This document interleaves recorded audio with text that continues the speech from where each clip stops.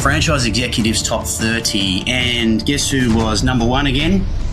Prospective franchisees coming through. Big challenges that appears to be the case. Franchising is still one of the best business models in the world. They're interested in reports, they're interested in performance on the brand. The payment terms, super previously. Doing for the company is looking for ways that we can expand our footprint. One long video, 10 viral clips. It's actually a lot more. The bigger that event is, the better for everyone. I think the better for the sector. Absolutely.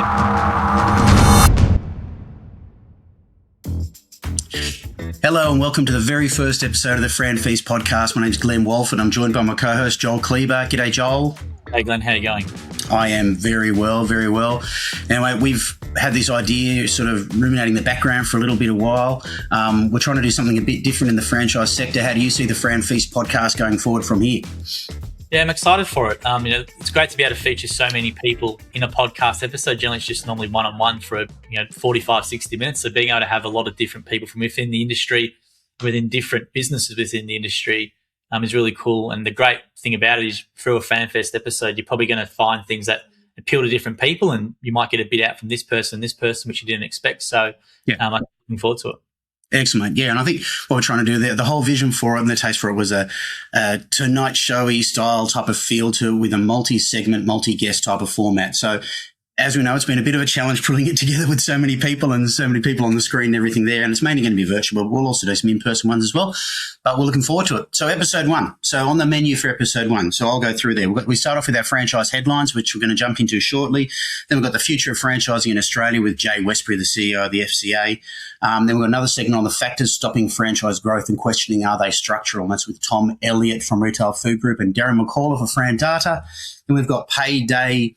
D-Day is coming, which is the superannuation changes and also the pay rises with Damien Gooden from HR Central, which is some stuff that's very near and dear to people's hearts at the moment. Then we have a brand report where we're going to look at McGrath, and the wonderful Karen Geloven from McGrath is going to be joining us talking about that brand and the future for them. And then Joel, you're going to jump into an AI tool of the week. Then we're going to have some social stuff and do some commentary on that, and also some upcoming events to finish us off. So that's the structure of a FranFeast podcast. Well, certainly the first one, isn't it, mate? That's what we've done so far. That's it. Looking forward to it. Excellent, mate. Well, let's launch into the first segments.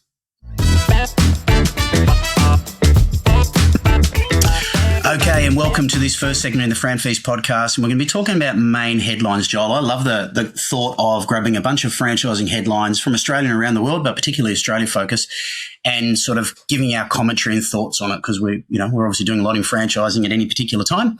And the first one I want to go into, which is something near and dear and special to us, is the Franchise Executives Top 30. And guess who was number one again? Yeah, it was a big surprise. He looks familiar. He looks familiar, mate. Well done. Congratulations on that.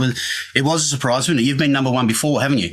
Yeah, 2024 was very surprised with that one as well. Very lucky. And I guess I'm very surprised for the second time. I thought when they told me top 5, I thought there's no way I'm going to be number one. So I didn't prepare anything.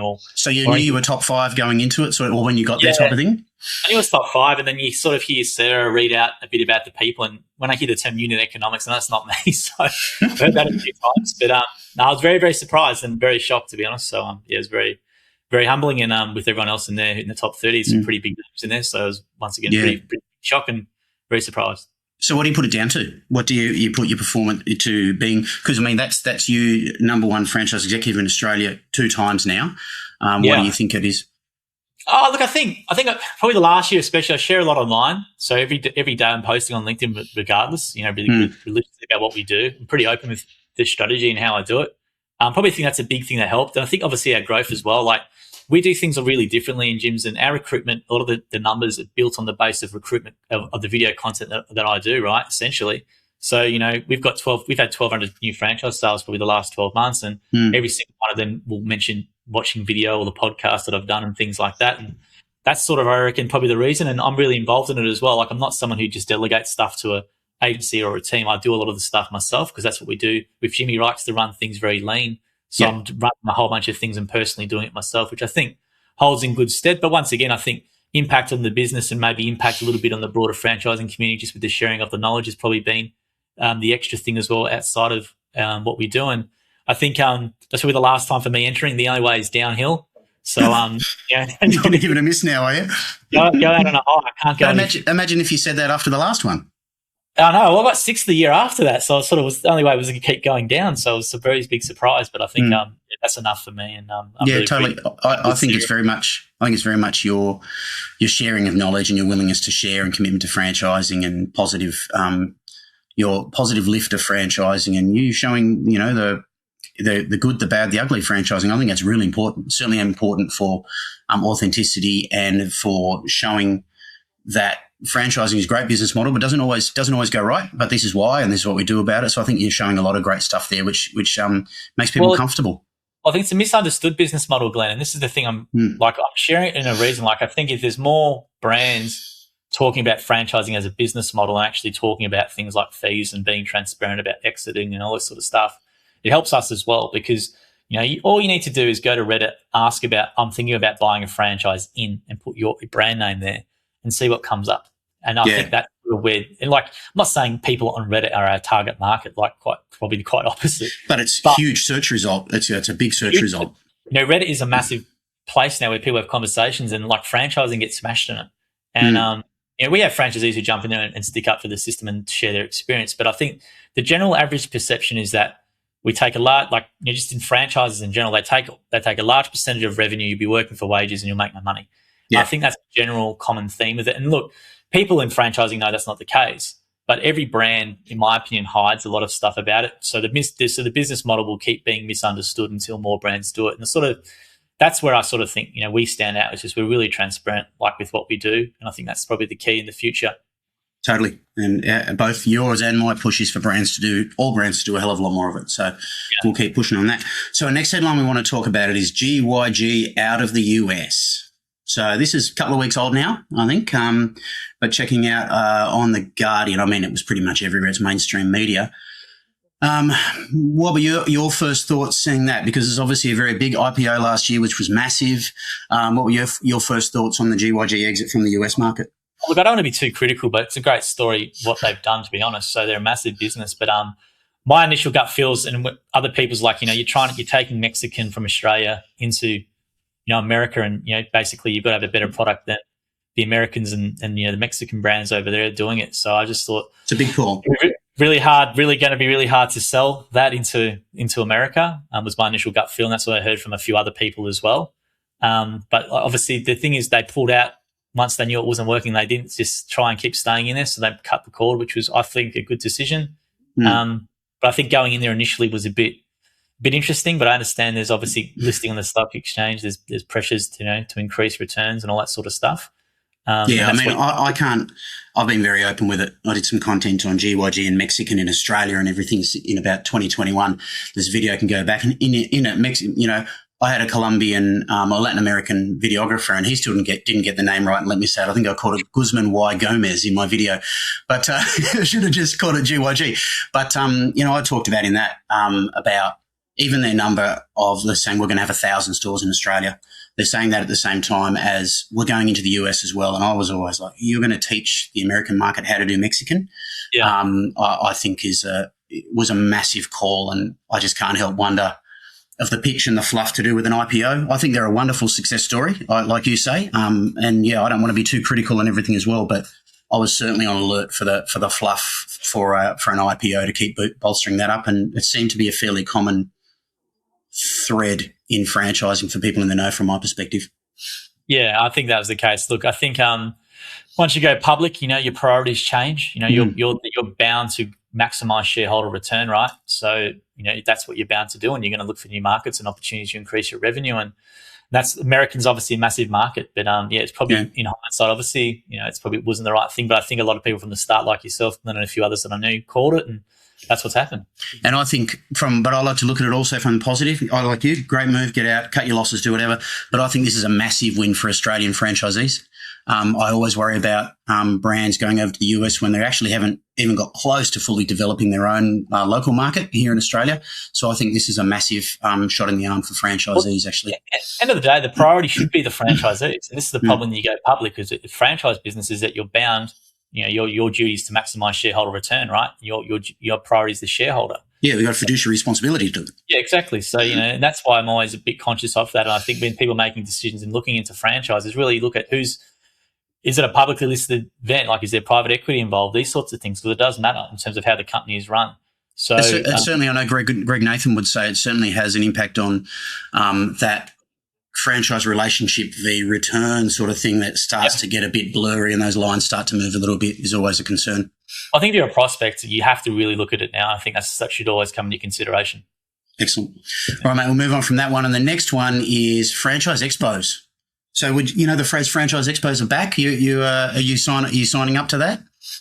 Well, we don't do them. And that's not because, Jim's just like, if I do an expo, I want a franchise sale. So that's very hard to attribute that sometimes. Isn't that what he said about video?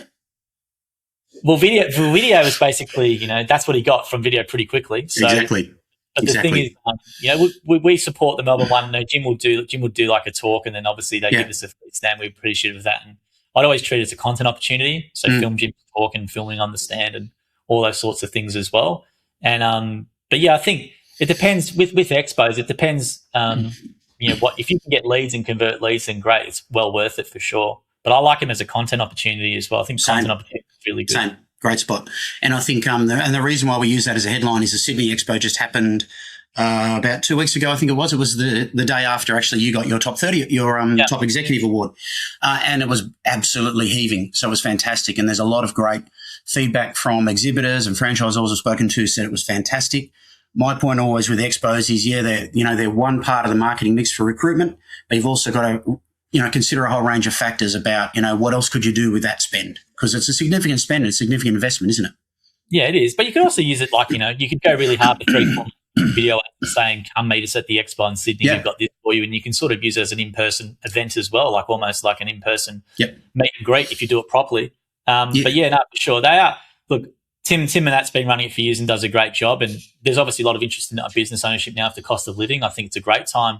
Yeah, but I think as if you're running, if you're doing the event, making sure you get the content is probably the key. A lot of great photos, a lot of interviews on the stand, etc. And having a process. A lot of people who complain about expos not working, from my observation, we went to every one for 10 years in a row and I missed the last year and a bit. The ones who complain the most are the ones who most of the time sit there on their phones in the corner without a lot to do. They're not exactly an appealing brand to walk up to when the person hasn't even got their eyes, You've walked around and seen that, right? And you do feel that some sayings are pretty intimidating, right? There might be cops and 3 or 4 guys standing around the corner, like, you're not going to get people coming to you. So it's a clique you don't want to enter. No, it's not. That's the thing. Like, make sure it's inviting and, make sure it's, you have something there to capture the details and have a really good nurture link to that there. And then make it friendly. It's true. Well, I know as a supplier to the franchise industry, it's for all of us as people, it's hard to just walk into a group and introduce yourself and say, oh, I've walked up to our booth just to do nothing other than introduce myself, say who I am, whatever. And yeah, okay, thanks, mate. See you later. And I'm like, okay, catch you guys later. I mean, they're uncomfortable things to do. So if that environment's uncomfortable for me in the sector, I'm not sure what some attendees are getting who are interested, but I'd reckon they'd be getting that from some brands, that's why they'd fail. That's why they'd fail at those events. So onwards and upwards, we talked about maybe the Melbourne one. So who knows, hey? Maybe we'll be at the Melbourne one. That'd be great. Which is 1st and 2nd of August coming up. Okay, the next story I wanted to touch on is a bit of a sad story, to be honest with you. Barbecues galore. So this is very recent in the news. We're looking at ABC News article there on Tuesday, 9th of June, so it's only this week, to close more than 60 stores with hundreds facing redundancy. I think there was 89 stores all up. 62 of them were company-owned, so there's 27 franchisees in limbo. Interesting mix, isn't it, that only 1/3 franchise owner? I didn't know that about that brand. Yeah, I heard some of the franchisees interviewed on the ABC last night about it as well. So apparently they're allowed to keep running. But yeah, it's very sad. It's a big brand, got barbecues galore, and I think it's just reflective of the online shift. If you're not shifting your business online or getting to the online e-commerce sort of space, you're going to be in trouble. Yeah, I mean, I don't know much about that market, obviously, and probably not many of us do. But we were just chatting off air before we got into this. If you look at from what I can tell in the news content that I've read, is there's not a lot like franchising because it's 65% company-owned stores. Yeah. You've got to see that they're mainly focusing and talking on the consumer sentiment, the marketplace, products, the competitive and landscape environment. I mean, if I look at some of their stores, they're big footprint. Massive storefront. Yeah, massive stores. that's a lot of overheads, a lot of rent. So there's a lot there. And, you've got no doubt that competition from, the likes of Amazon, from Harvey Norman, from Bunnings, from all that sort of stuff there. So an incredibly difficult. I saw one of the franchisees talking about their challenges were when they started to really diversify their range into outdoor furniture and everything from their belief. Everyone's got their opinions, and not really focusing on the barbecue niche that they were in and doing very well in. Well, that's the thing, right? You've got your niches, barbecues galore. And I reckon as a brand name, like it had a really good brand recognition in the market, and that's what you do. And you're right, adding on extra products and services doesn't mean you're going to be making extra money all the time necessarily. So, very sad to see, but hopefully the franchisees can get supported if they're going to hang around or whatever they're going to do. But hopefully they can get supported to the end of the process if that's what needs to happen. But I think they said they're going to keep going. Yeah. The franchisees can keep going, which is good. And maybe they will do that, Glenn. Maybe they will just go back to being solely barbecues and being experts in that. Well, I do remember instances of franchisees buying franchise brands and running them from there. And there's been lots of instances over the years.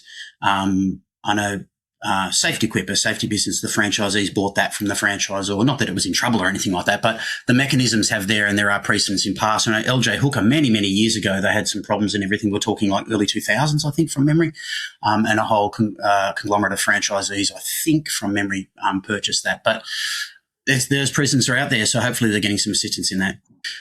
Next one is Coffee Club paid loyalty.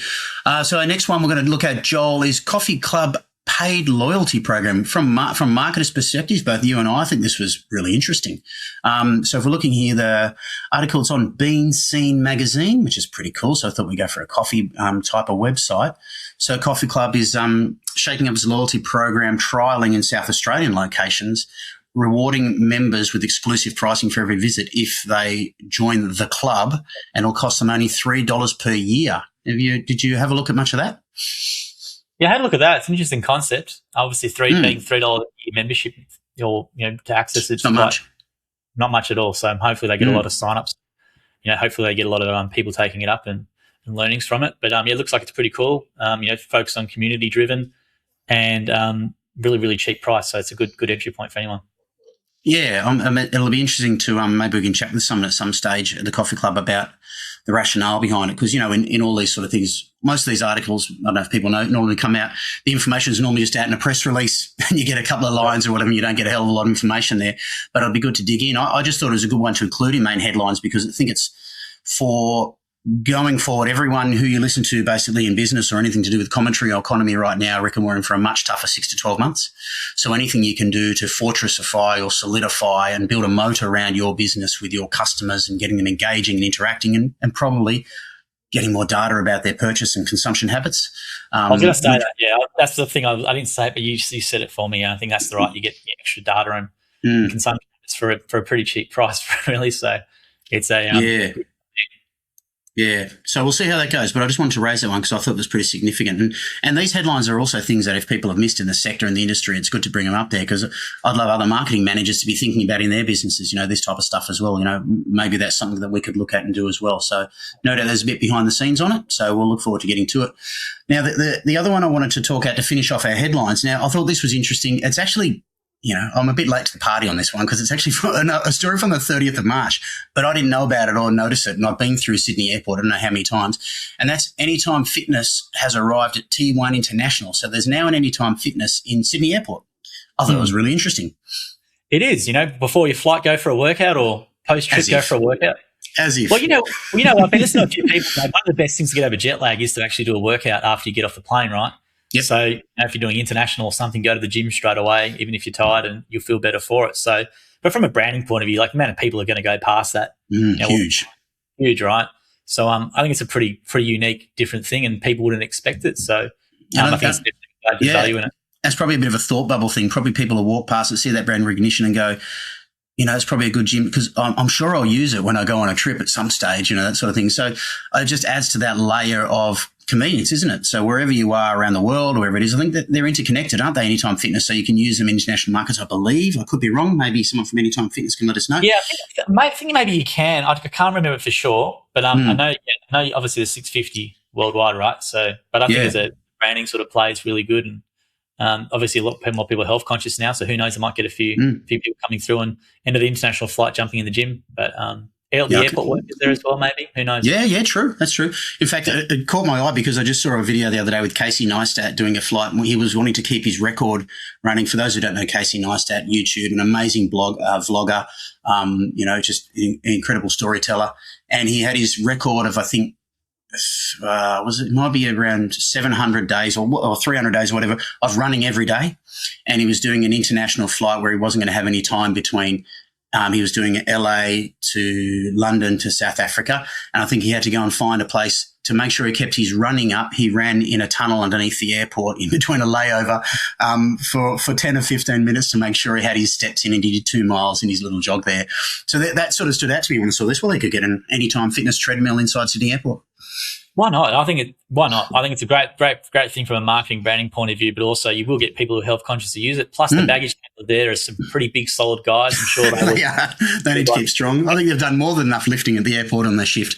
Yeah, that's right. But I think they all hit the gym heavy, so they probably get a big user base or membership base from the gym, from the airport itself. Excellent. All right, so that's the headlines FranFeast in our first episode. Thanks, Joel. Thanks, Glenn. Appreciate it.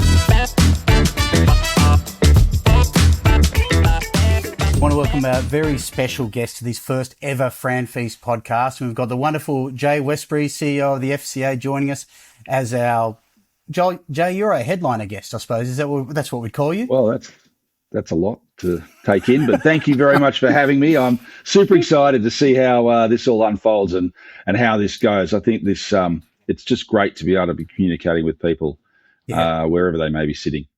Absolutely, thanks, mate. And we're interested to see how it all unfolds as well. So, we've got a whole bunch of people on this show. But, so mate, we want to start off. I think what we want to do is do a broad, almost like a fireside chat. I've seen you do fireside chats in beautiful ways before. It's really, really nice. And I think a lot of open information and backwards and forwards.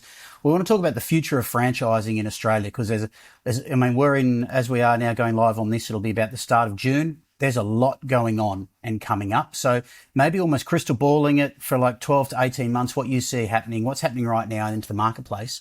So what are the sort of key themes that you see going forward in the future of franchising in this country?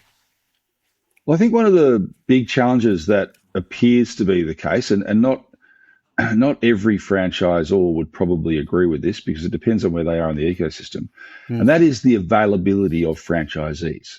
In the current climate, there is pretty significant low unemployment in Australia, and there is a battle for that talent, both from an employer's point of view and then from a franchisor's point of view. And it's a space that I think is going to potentially be one of the bigger challenges that franchising as a whole will face as we go forward. It usually rates within the top 5 of every franchise pulse survey that we do, that FRANData does for us every quarter. It's always in the top 5. We can't, the challenge of finding franchisees. Now, some networks have nailed it. Obviously, Joel's here on the call, and probably Jim's group stands out as, probably the one that's maybe solved the secret sauce. Or I'm sure there's times where Joel thinks, geez, I could have some more. But obviously, it's a very big enterprise. And of the 1,300 odd franchisor networks that are in the country, not all of them have the resources of Jim's, and certainly they don't all have a Joel. I'm sure they all wish they had a Joel. So that's a space that I think is going to be a challenge, is that competition for talent to be able to continue to grow franchising and to grow the franchise networks wherever they may be. And it depends on whether the person needs to be providing a service or whether they're going into a retail outlet or whatever format it might be. There's a variation to it. So it's a space that we're thinking about leaning into, in fact, at the FCA with some assistance of AI candidate vetting, and also to ensure that we don't end up with a unnecessary, unintended regulatory burden that finds its way our way, that is the franchising way, without it being really warranted and necessary and needed, because there is that balance. The ACCC often talk about the fact that the biggest complaint they get is from the mismatch of a franchisor and a franchisee that don't get it right at the start, end up disgruntled. That imbalance they keep talking about? The imbalance is there, although it's more around we didn't get it right.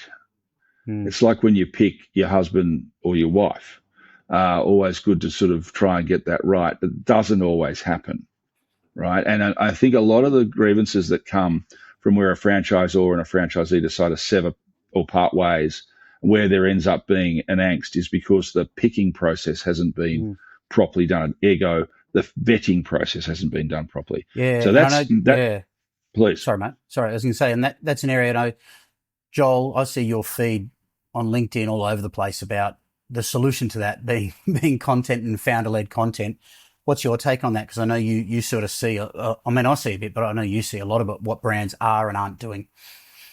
Oh, look, thanks for the kind words before, Jay. I appreciate it. But I think for me personally, just when I was an outsider to franchising, I thought it was really lacked transparency about franchise brands. You couldn't find anything online up front on a website. You had to inquire and go through all these hoops to find out anything significant. So I sort of flipped it on the head and let's be as transparent as we could with what we did with video content. And then that content will filter the prospects to us that we want to come into training.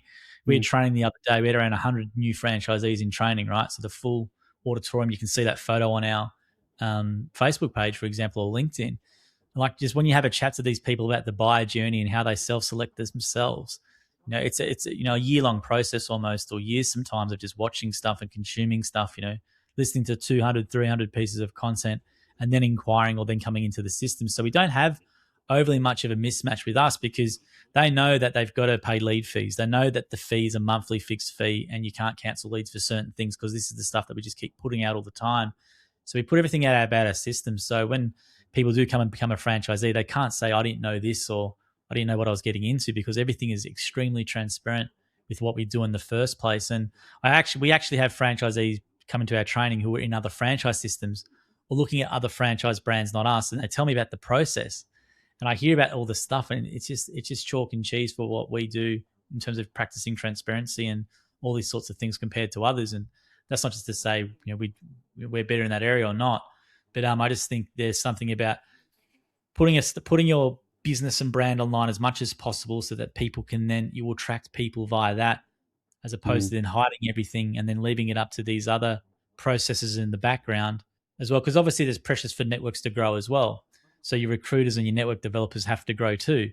So it's a bit of a balance. They want to grow, and management, if they just keep knocking everyone back all the time, they're going to be under pressure. So I think it sounds simple, but going really hard with video content online is what helped us, and it will continue to help us. And I think franchising is in a really good position, I think, from an interest point of view with AI coming in now. So I think the next couple of years for prospective recruiting franchisees should be good, in my opinion, if you do it right. But it's just I'm seeing the same thing, Joel. I'm talking to brands. I don't know. You'd get out and about a lot as well, Jay, about especially a lot of the service industry brands really capitalising on people gravitating and being scared of AI to go to something that can't be disrupted by AI. I don't know if you're having any conversations around that sort of stuff. Yeah, well, I mean, disrupted by AI. I don't think ask AI, what can you disrupt? And the answer will probably be we can disrupt everything. So that's certainly there, which of course is self-serving. And when you do ask it, you don't need to say thank you and please, although people love to do that. Look, I think it's a really big challenge for us. And it's not just the replaceability of AI, right? So we've got if I just talk about the immigration situation, the Indian population, the Indian immigration population of Australia is now the largest cohort of, if you like, people that weren't originally from Australia. And of course, that's a bit of a grey area now anyway. But so there's 1 million Indians now calling Australia home, are either permanent residents or citizens. It's the biggest cohort. When you look at the amount of entrepreneurship that the Indian culture drives, they are a target market for franchising. And in fact, first-hand experience, just even with the franchise expos, which of course the Sydney one's coming up soon and the Melbourne one a little bit later in the year. Probably if you talk to 5 couples, more than probably 2 are either newly immigrated from India or they're over on a visitor holiday sussing out the scene before they make the call. And so I think while AI can help, and AI isn't necessarily going to be the key to all of this, the way we think about the people that we needs to change. And we need to rethink the way we approach these people, because a lot of them come with PhDs in rocket physics, but they want to buy a lawn mowing business because their qualifications are not recognised here.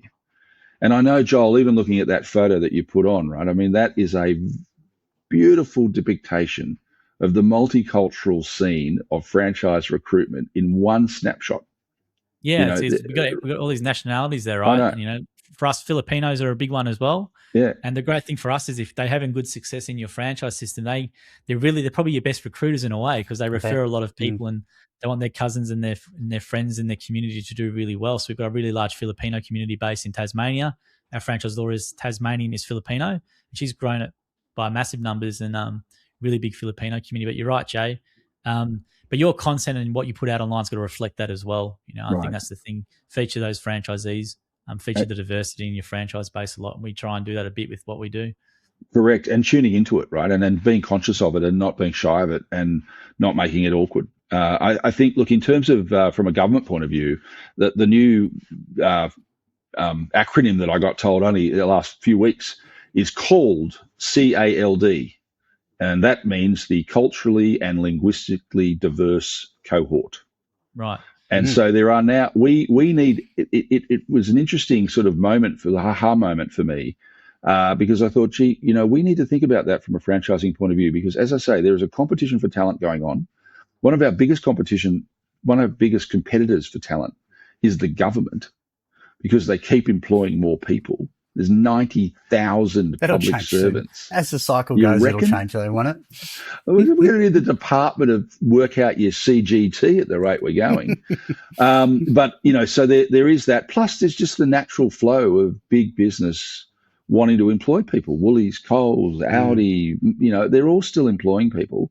And some of those people, as they're getting into their sort of mid to late 20s, are in that step mindset where they think, well, I'm done with education. I've got a sense I want my own business. Franchising clearly is the ideal model for a first-time entrepreneur to step in, because you've got all the protections of the networks that are going to scoop that person up and help them become more successful more quickly and hopefully become multis. I mean, that's the other thing, right? I mean, more and more we want to see the multis. So I think I think for right now, that's the space. Sorry. I was going to say, Jay, on top of all that sort of stuff, I'd ask you as the CEO of the FCA to encourage franchisors to create more content and transparency about themselves.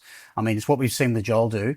And Joel and I deal with this sort of stuff every day and talk to other people, because Joel gets asked for consults all the time and that sort of stuff. And I'm working with a lot of brands. The reluctance or the talk to do it, but the actual follow through, because I think it's the onus is on franchisors, good franchisors, to get themselves out there into the marketplace and talk about what's great about their brand. Because I think that, was it rising sea lifts all boats? I think that's a really thing. And I think the onus is on every good franchise system to get content out and transparency out there to show how good the model is. To let people, find out for themselves by meeting you, understanding who you are, and then they'll be more comfortable to potentially chat with you about investing in a business. I just want to ask you, Jay, like your thoughts from before coming, because I know you're in, great points, Glenn, but I was going to say your thoughts from coming outside franchising originally.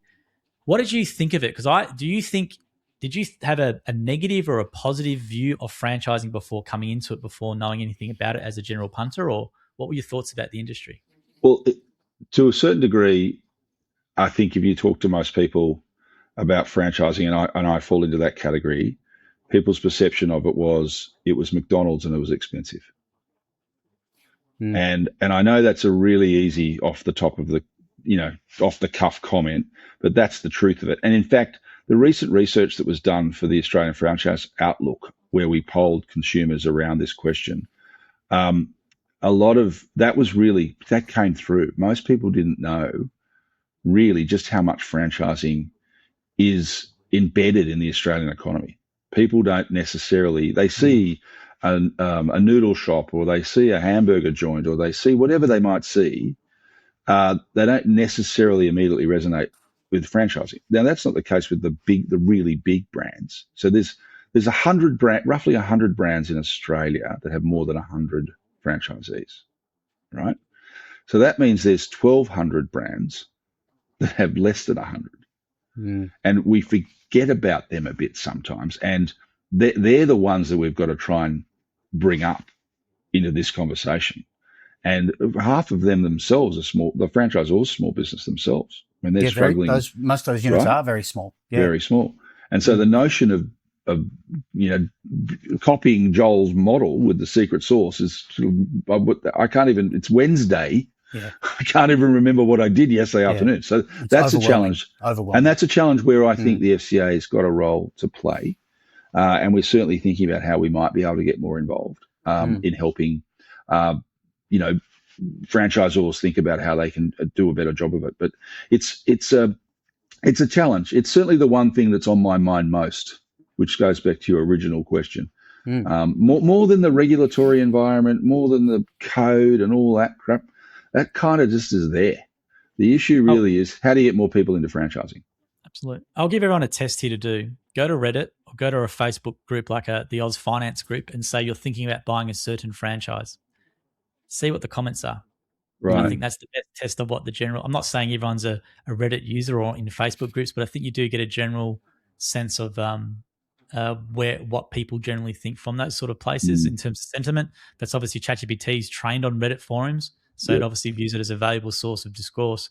But I think if you really want to see what people think of franchising, I think doing a couple of those really simple things or just even having a scan now is really important, because I think there's a lot of misinformation around franchising and a lot of wrong thoughts around it. And obviously, we get in the media sometimes. Obviously, we've had a few of that in the last years. But I think it's something where the media sort of jump on a bit, unfortunately, with the franchisor, or a big brand being named and really tarnishing it, unfortunately, sometimes. And the same, Joel. You're seeing, and you're right. You're seeing Reddit results come up so much more than they have been for years. Obviously, in search results and in obviously AI results. Comments on TikTok, all that sort of anything franchising related to post. Look at the comments or whatever, and you're going to see a whole bunch of very superficial negative comments, pretty much running all the way down there. And that's fine. That's their opinion. But I think the onus is on all of us involved in the sector to keep putting out the great things. So, Joel, Jay, you mentioned regulatory. We can't have a chat with you that doesn't cover some form of regulatory, considering franchising is like the epitome of regulation in Australia. The number one thing really on the tip of everyone's tongue is the licensing stuff. Where are you at there with your work with Canberra? You're down there a lot. What are you seeing, and how's that tracking at the moment as far as a licensing regime goes for franchising? Well, not to be too bolshy about it, but I reckon licensing is dead, buried and cremated. Is that right? I don't believe that this current government has any intention of pursuing licensing for franchising. And I think if I can be so brash as to say, I think the FCA has had a huge job to do to put that in the bottom drawer. Now, it's not gone because there's been no public statement to say we aren't doing licensing. But what we haven't seen is any work being done by Treasury anywhere around the things that they said they were going to do. And the submissions about that are now almost 2 years old. So it can't be that big of a priority. Plus, I think the other issue is how we argued it. The fact about it was no one could answer the question. And this was the question. If you revoke a franchisor's license, what happens to the franchisee? That no one has the answer to that question. So the franchisor now allegedly is not licensed. Does that mean they've got to stop? Do they close their doors? What do they do? Do they stop supporting? Do they do whatever? Correct. And so that, right? So as we said to them, riddle me that answer, because there's contractual obligations for that franchisor to ensure that the franchisee, and particularly in now, has a reasonable opportunity for return on investment. Well, you've just removed my reasonable opportunity because you just took my license away. So it's a minefield, ill-conceived, predicated from the basis of a flippant Friday night drinks thought from some boffin in the ACCC. So I really believe licensing dead, buried, cremated. What we have still got hot on the trot is the notion of industry having more involvement in the regulatory setting. So take, for example, the Franchise Disclosure Register, the FDR, which, of course, of late, several large brands have just been fined anywhere upwards of $19,000 for not having filled out a website that no one uses and no one knows about. I mean, what a magnificent regulatory environment they've created. So we have proposed that the FCA should take over the management of the Franchise Disclosure Register because we think the government's doing a crap job of it. 2 budgets ago, the ACCC, you did ask me, Glenn, so I'm having a rant. Okay. 2 budgets ago, the ACCC got $7 million to increase enforcement of the franchise sector. What do? Sent out 9 fines to 9 poor unsuspecting franchisors who didn't fill out some forms. I mean, is the world a better place? Yeah. No. And they also probably got a booth at each expo and had their little sign up and handed out brochures. They've started to engage, and I celebrate the fact that the ACCC and the ATO and ASBEFIO have started turning up to these things, and they're coming and speaking, and all that's great. But and information is key. But in terms of from a regulatory format, we are half baked. We have this rusted on code, questionably overburdensome, I would suggest now in the current climate when there's so many other laws that are governing the Australian commercial environment. And we have this sort of half-baked garage thing going on called the FTR that doesn't serve any purpose. So we haven't given up yet on potentially getting the government to consider a rejig, but certainly in terms of your question, I'm going with dead, buried and cremated licensing. So on that, great to hear, but are you thinking the registry is going to end up in your court, potentially? Well, of course. I mean, Christmas comes to all those that believe in Santa. When I ring the bell, I hear the noise. No spoilers here. So, as far as I'm concerned, Santa is thinking that I've been a good boy, and we'll see what happens. Look, it's to be frank, we call it the Franchise Accreditation and Mediation Organisation, codenamed FAMO. We did put it sort of to the side there at the beginning of the year. As a result of the Small Business Minister is also the Minister for Multiculturalism. And obviously off the back of what happened at Bondi, that office has become awash with the dramas of that. And so we sort of paused our push there for a while in respect of what was going on. And now, of course, just of recent times, we've had this completely ill-conceived, blindsided mess of a budget with the potential rejig of trusts, the notion of taxing everybody up the wazoo for having the desire to be in small business. And so I guess where I'm getting at is the government's busy sorting out its own mess. Very busy, yeah. So, but not to suggest we've given up. We just have paused for a minute because with these sorts of things where you're asking the government to do something, you've got to pick your time. And so it's not to say it's gone, it's just not right now. But as for the rest of it, I mean, we've got unfair contract terms, we've got unfair trading practices, it's never ending. There's a Senate inquiry over unfair trading practices afoot right now in terms of that legislation that went up. Franchising is front and center of that whole piece. There's pushes by various other parts of the automotive industry that want it. We don't want it. I mean, there is never a dull moment in the regulatory environment. And that comment you made there, automotive industry, is a very important distinction, isn't it? Because we're being almost crowbarred into things because of the automotive industry attachment to franchising, aren't we, under the code? Absolutely. And look, I've got to say, I'm turning the foe into a friend. I don't think the FCA has probably ever done a great job of embracing automotive. And so my tactics and plan is to embrace them. I mean, they are in franchising, whether we like it or not. Right? It's got to let's have the proper conversation. Let's get the AADA, the FCAI, the MTAA, the aftermarket association. I mean, there's more associations in automotive than I've had hot dinners, honestly. And so we're embracing them. We're getting a conversation going with them so that the things that cross over to franchising are just not left to their own devices. And, frankly, they're much more well-equipped. They're much better funded than the FCA. They have a lot more staff, which means they have a lot more ability to influence. But that doesn't mean we can't, have a good red-hot go at getting them involved more into a more general, sensible franchising conversation. And I think we're having some success there. Yeah. Excellent. Okay, so as we wrap up this little part of the chat, what does it look like this time next year for you? For success, for the initiatives of the FCA? You've got a lot of stuff going on, a lot of events, second year of FIA awards and everything. I know, Joel, you and I both going to be there. It's going to be fun. Yeah, well, obviously we've got the FIA coming up in June, our second one. Record numbers of entries, record ticket sales, looking like a crackerjack evening for the gala, and then of course the Mickey Franchise Forum on during the day. Joel, of course, will be there talking his main game, which is super exciting. Some other really great brands which people haven't heard of before. We've got Tom coming from RFG. We haven't heard from RFG in franchising for a while. We've got Josh Bannister from Australia Post. We've got Mark from 7-Eleven. Lots of brands that people haven't heard from for a while, coming and telling their stories and updating people on what they're up to, which is super exciting. Excellent. So that event's becoming bigger and bigger. The forum, obviously, during the day, and then the gala. And that's Brisbane this time on the 17th. That's Brisbane, 17 June. Tickets still available on the website, franchise.org.au. Thanks for the free plug. Pleasure. In terms of the NFC, tickets go on sale soon for that with Early Bird. We're in Canberra. It's a non-sitting week, which frankly is much better for everybody than a sitting week because it's half the hotels are half the price. Exactly. Yeah. But we're down at the National Convention Centre. The Hall of Fame and dinner and the CFE graduation is going to be in the Great Hall of Parliament House. Wow.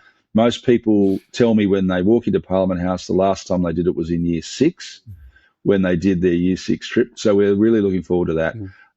So they're the two sort of underlining signature things that we hope will be hugely successful over the course of this next 12 months, plus all the other things that we've got going on with the FCA, plus the advocacy agenda that we're pushing for. So lots of things to measure us on.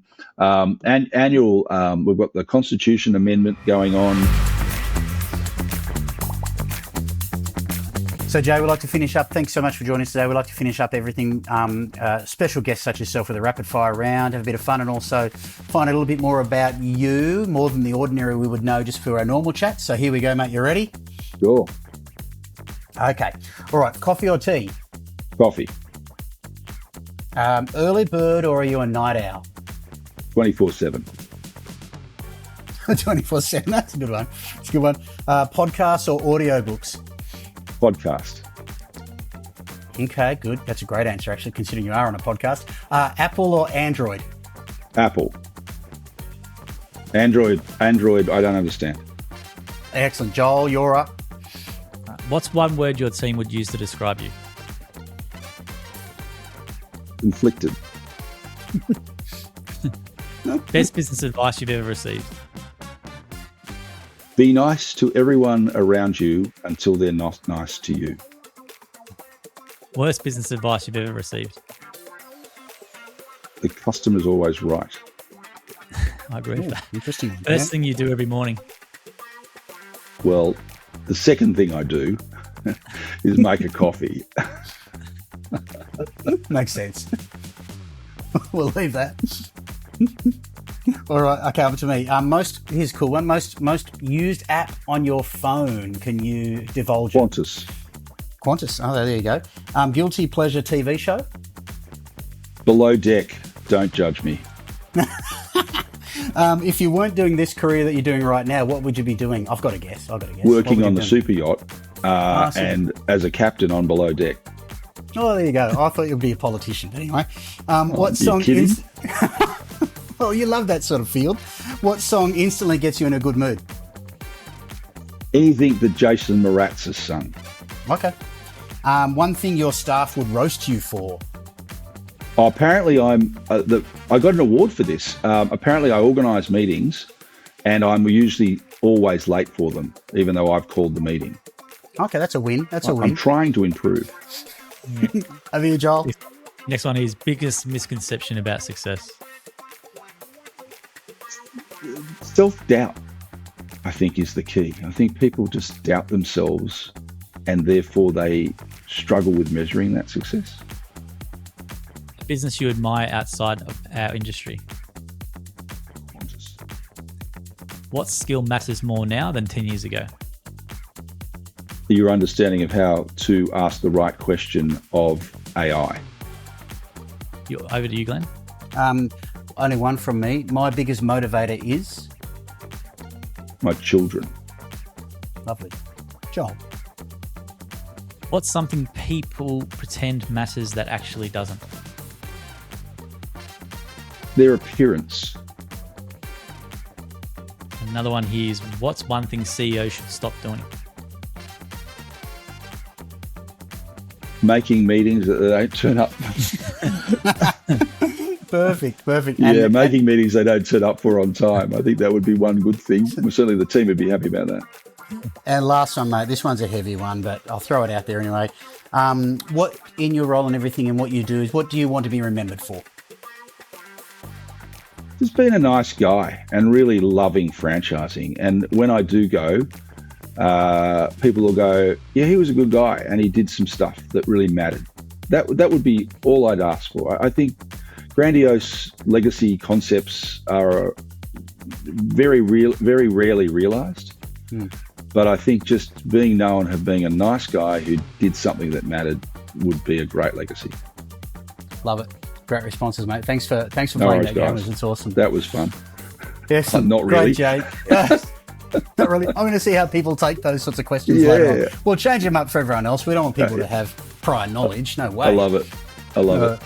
Excellent. Jay Westbury, CEO of the FCA. Thank you so much for joining us, mate, on this first ever episode of FranFeast Podcast. Hope you have a lovely rest of the day. And once again, thanks for joining. Thanks for having me, guys. Good on you. Pleasure, mate. See you later. Hello to everyone. G'day, gents. Another segment of the FranFeast Podcast. Joel, how are you today? Thank you, Glenn. How are you? Very good, mate. And we've joined by Darren McAuliffe, CEO of FRANData Australia. G'day, Darren. Hi, Glenn. Hello. And Tom Elliott, who is a strategy and performance manager. Did I get that right, Tom, for Retail Food Group? Hey, Glenn. Hi, gents. Excellent, mate. And we got you all online today because we wanted to talk about a key topic here that I know, Tom, you and I were bouncing this around for a while there, and something you're seeing in the marketplace, which is basically under the heading of the factors stopping franchise growth. And the question out there is, are these factors structural in the way that we approach it? What's your take on that, and what do you mean by a statement like that? Yeah, it's an interesting one. I think, obviously doing a lot of events with the Franchise Council of Australia 12 months before rejoining our business and looking at the industry as a whole, it seems one of the biggest topics that comes up is how we start to move the needle, or how we have incremental growth out there from a franchise unit perspective. So the question posed around what is happening in our industry that's potentially stifling that unit growth, and what do we need to look at internally within our business model or within the franchise industry to help obviously stimulate that growth and encourage that growth, whether it's in food and beverage franchising, whether it's in home service franchising, whatever it might be. And what are you seeing those things? I mean, it's no doubt it's on the tip of your tongue. What are your things that are stifling the growth? Yeah, well, obviously it's not the same landscape that it was 10, 15 years ago. I think if you take a traditional sort of food and beverage outlet, for argument's sake, which is in our wheelhouse, cost of entry has obviously gone up quite dramatically. You've had construction costs go through the roof. You've had interest rate rises, so getting access to capital has been a lot more challenging. Getting access to labour, even just to run the locations that you have as well. So there's obviously a lot of headwinds that we've been facing into as an industry that has capped growth. It's super competitive out there at the moment as well. So the brands that are doing it well, in my opinion, are really connecting everything together from both a marketing and operations perspective all the way through to really understanding the unit economics, because you're selling to a different type of investor, I think, coming in now. I think you're selling to an investor that's a lot more switched on, is treating their business units as an investment rather than I'm buying into a job. So from my point of view, I think really understanding the back end of what your franchise partners are making and yielding year on year, I think that's where businesses and brands will start to really focus down. I know that's what we're doing now to make sure that the unit economics are super strong, because that will stimulate your growth moving forward, in my opinion. Hey, Joel, you reckon with all your work now you do with AI, you reckon AI is having a big impact on people's knowledge as they're coming in to being more educated, coming in on these factors stopping franchise growth? Maybe a little bit. I think obviously people spend time asking LLMs about your franchise brand. It's very hard to get visibility over what they're searching in to know that to an exact extent, and don't believe any agency that tells you they can know, because they don't. I've tested those tools significantly. But I do think, we have 100 new franchisees every 3 weeks, and I ask them about their buyer journey, and there's a lot more research that's been done in a whole bunch of places you don't consider. People be going into Reddit. Is buying a such franchise a good idea, right, on Reddit, and read 50 or 60 comments that have a lot of visibility and never inquire, and you never know why or they might ask, the Australian Finance Group on Facebook about, I'm thinking about buying a Donut King franchise. What are your thoughts? And then there's 80 comments about it, right? And all these people are seeing these sorts of things and never inquiring, you never know about it. So I think the buyer research journey is far more beyond a website and information pack now. And I think the brands that will win in the future and that are doing well are the ones that are being active in all these places and giving a lot of transparent content online around, let's say, things like unit economics and things like that, which has never been really traditionally done here. But I think look at the places like the States, for example, there's a few brands over there that I know do it really well. They literally get a whiteboard out and do unit economics and talk about it all the time in a transparent format. And I think that's where recruitment is going to start heading, and hiding everything behind NDAs and all these sorts of things, I think is a thing of the past. And that's sort of what we've noticed from doing it for probably 7 years with our transparent content model. But I think people need to sort of look at the modern age and the modern consumption of what people look for and research online and start adapting to that sort of new behaviour. Hey, Darren, do you, in the research you do with FRANData and because you get a lot of insights from franchise networks, is there any more evidence and discussion about people delving deeper into unit economics during the recruitment process from a transparency sake? Yeah, 100%. Look, we've just come off an expo on the weekend, and all the franchisees, prospective franchisees coming through, they're interested in reports, they're interested in performance on the brand. That they certainly are, I think more sophisticated, a lot in terms of their information requirements. Like they want better information. They're looking to understand it. They're well researched, and I think, as Joel said, the days of just a brochure and visiting the company's website are probably behind us, and they're looking for multiple points to support their decision. So, 100%. The prospective franchisee of 2026 is asking a lot more questions and looking for a lot more comfort before they make that decision. And certainly, as you know, we do quarterly surveys of franchisors, and it is constantly in the top 4 or 5, if not the top 2 or 3. Franchise recruitment is a significant challenge for franchisors, and I'm far from convinced that most franchisors are really tackling it effectively. I think they're trying to do what perhaps worked in yesteryear, and they're not getting the results, and they're not probably doing enough about it to change that. I think you were at the expo on the weekend, Sydney Expo, right? Yeah, and I saw Donut King was there, Tom. But you weren't down there, were you, Tom? No. In that one. But so does the in that question, was there much difference? Did you notice much difference in questions from people talking to you about buying a franchise? Yes, or like the last 2 days, as opposed to maybe 3 or 4 years ago? Is there a noticeable difference in what they're saying?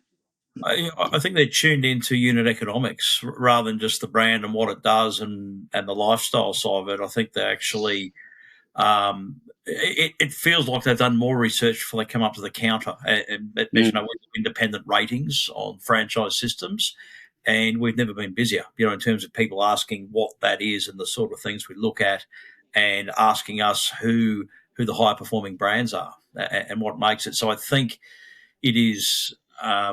It is, the expos have always been very early inquiry days, and a lot of people turn up without sometimes even knowing where to start. But they seem to be armed with questions up front, and I think that's different. So I suspect they might be starting to do a bit more research through a few different sources before they actually come into those events and start to narrow down or start to contemplate what type of business they might go into. Preparation. Sum that up as Glenn. I think they're better prepared, and they've done some research, and they've actually have got some specific things they want to look at. I might just quickly pick up on something. We talk about unit economics. So FRANData has been going to Australia for 13 years, but in the US for nearly 40 now. And in the disclosure document in the US, there's been a significant increase in the number of brands that are actually putting some financial information in there. So, Joel, you touched on the NDA thing, and perhaps people even hiding behind that. Sometimes we can't give you information. But in the US, the percentage of people putting some financial information in their disclosure documents has gone from less than half to almost 2/3. So a significant increase. And that I think is a direct response to prospective franchisees demanding better information before they progress their inquiry. So I think yeah. So that the brands are then thinking if we don't do it, then they're going to go to people who do. They'll just keep moving. They'll just say if we can't see what's underneath the water, we're not going to dive in. We're not even going to ask. They put on their and they put on their websites now. Like there's a couple like Augusta Lawn Care and Rolling Suds, the big home services brands there, and they literally have it on their website. And obviously, that stuff will then get picked up by LLMs. So if people are searching in LLMs, they'll use that mainly as the source of truth, and then people can find out that way as well. Yeah, I even saw the other day, I was looking at some international franchise magazines, and one of the back covers for one of the magazines, the ad, because I'm a marketer, an ex-marketer, the ad was focused on unit economics. So it was a brand ad. You know how we would just normally have a brand ad with Tom, a nice looking coffee and a donut and say, let's make dough together, or for whatever brand you are. This one was doing drive-through unit economics, average turnover, average gross profit, all this sort of stuff there was loaded onto a single page ad. I wonder how long till we see brands start doing that. I don't know if anyone's seen that. There already is a company in America called Augusta Lawn Care, and they're running ads to try to get over here, but he literally runs creative of a first year, second year, and first year projection of an actual franchisee's earnings as the ad creative. So that's the ad creative there, right? So I think domestically we've already started to see that there's a competitor. That's Wild Brumby's Bakery model here. That's a well-known brand, obviously, and they lead with that, right? They lead with their average profit per franchise partner as their focal lead generation piece. And I think it'll be very soon that we start to see brands do more and more of this. And I think the metrics that we look at around top line sales, or traditional metrics that we looked at around same store sales growth and top line revenue, as soon as you can get a boardroom connected down to the floor, looking at the right metrics, in my opinion, and that's franchise partner profitability, it's our customer base growing. I think that starts to create a really strong vehicle for growth out there in the network when you start looking at the right unit economics, and not chase some of these metrics that are potentially vanity metrics but don't tell the same story in an inflationary environment that we're in. So how do we do that, Tom? Is it, in your view, I know you're really opinionated on this, is that a top-down thing from top leadership, or is it all levels coming together? What does it look like? Well, it has to be all levels, right? And when you connect marketing and operations to be under the same mandate, being we have a customer count issue potentially right now in some of our brands, and how are we going to lean in and address that? And note that you might have a marketing program that can solve for 50% of it, i.e. bring customers to the counter. But if you've got a guest experience that's letting you down from an operations perspective, then you're never going to see that guest again, or you're going to serve them a pretty poor experience. So how do you connect those two and get people very centered, or the business very centered around that? How do you get marketers start to really care around cost of goods percentages that dovetails into product innovation? And noting that if we put that piece of product innovation into, say, a Donut King, you're actually going to increase their cost of goods by X% because you're changing the mix. So it's about resetting us from a business perspective to really focus on what matters, and it has to come from top down. And it's very powerful when you start to change the narrative and the language internally to say, well, what was network sales this week? And we up same store sales were down to, well, actually, what was our COGS metrics this week? Did we serve more customers per outlet than we did the same time last year? Are our franchise partners making more than what they were last year? Yes or no? Where's the areas to go and hunt and the opportunities to go and hunt for cost reductions, whether it's through goods or whether it's through labor efficiencies or whatever it might be? You get everyone centered on those metrics, and growth will naturally come, is my opinion, because you have a very strong franchise network that's focusing on the only thing that matters, which is how much is our franchise partners making. Are you seeing any of that, Darren, that adjust in data reporting along those sorts of metrics rather than top line? Yeah, 100%. We've seen a lot of evidence of not just quality franchise systems, but those that aspire to be that, increasing the information they're getting from franchisees. And I think there's a couple of reasons behind that. Firstly, there's expectation that franchisors actually know what's going on and actually help develop their franchises. Secondly, some franchisees are saying, well, what do we get for our royalty? And franchisors are able to say, well, if we don't have a good line of sight over your business, how can we, show you that you're perhaps behind your peers in what you're doing, and perhaps match you up or give you some tips from the better performing franchisees. And look, some franchisees resist giving that information, and some franchisors have had the right to collect it but haven't necessarily done it. And look, different models and categories, it's more relevant. But I think, so the area, Tom, you're in, particularly the food space, where there's a lot of variables that drive in. So I use the analogy sometimes, for a franchisee, if they won't show the franchisor, it's a bit like going to the doctor and telling him you don't feel well and not telling them that I've got a sore foot or a headache. It makes it difficult. You guess. Yeah. So I think, good franchisors provide a good dividend on that information by helping those franchisees improve their business. I think you're spot on there, Darren. I mean, how do you roll through support, whether it be operational or training, whatever it might be, if you don't know where the problem is, i.e. I've got wastage problems in a Donut King, for argument's sake, which is why my COGS are running 3% higher than the benchmark of the network. You can't. So I think you're spot on in that respect. Joel, how do you go with this sort of stuff from a services industry perspective? Are you, with the data and everything, what sort of data runs through gyms? I imagine a network of 5,500. It's quite diverse with the franchise niches you're in, isn't it?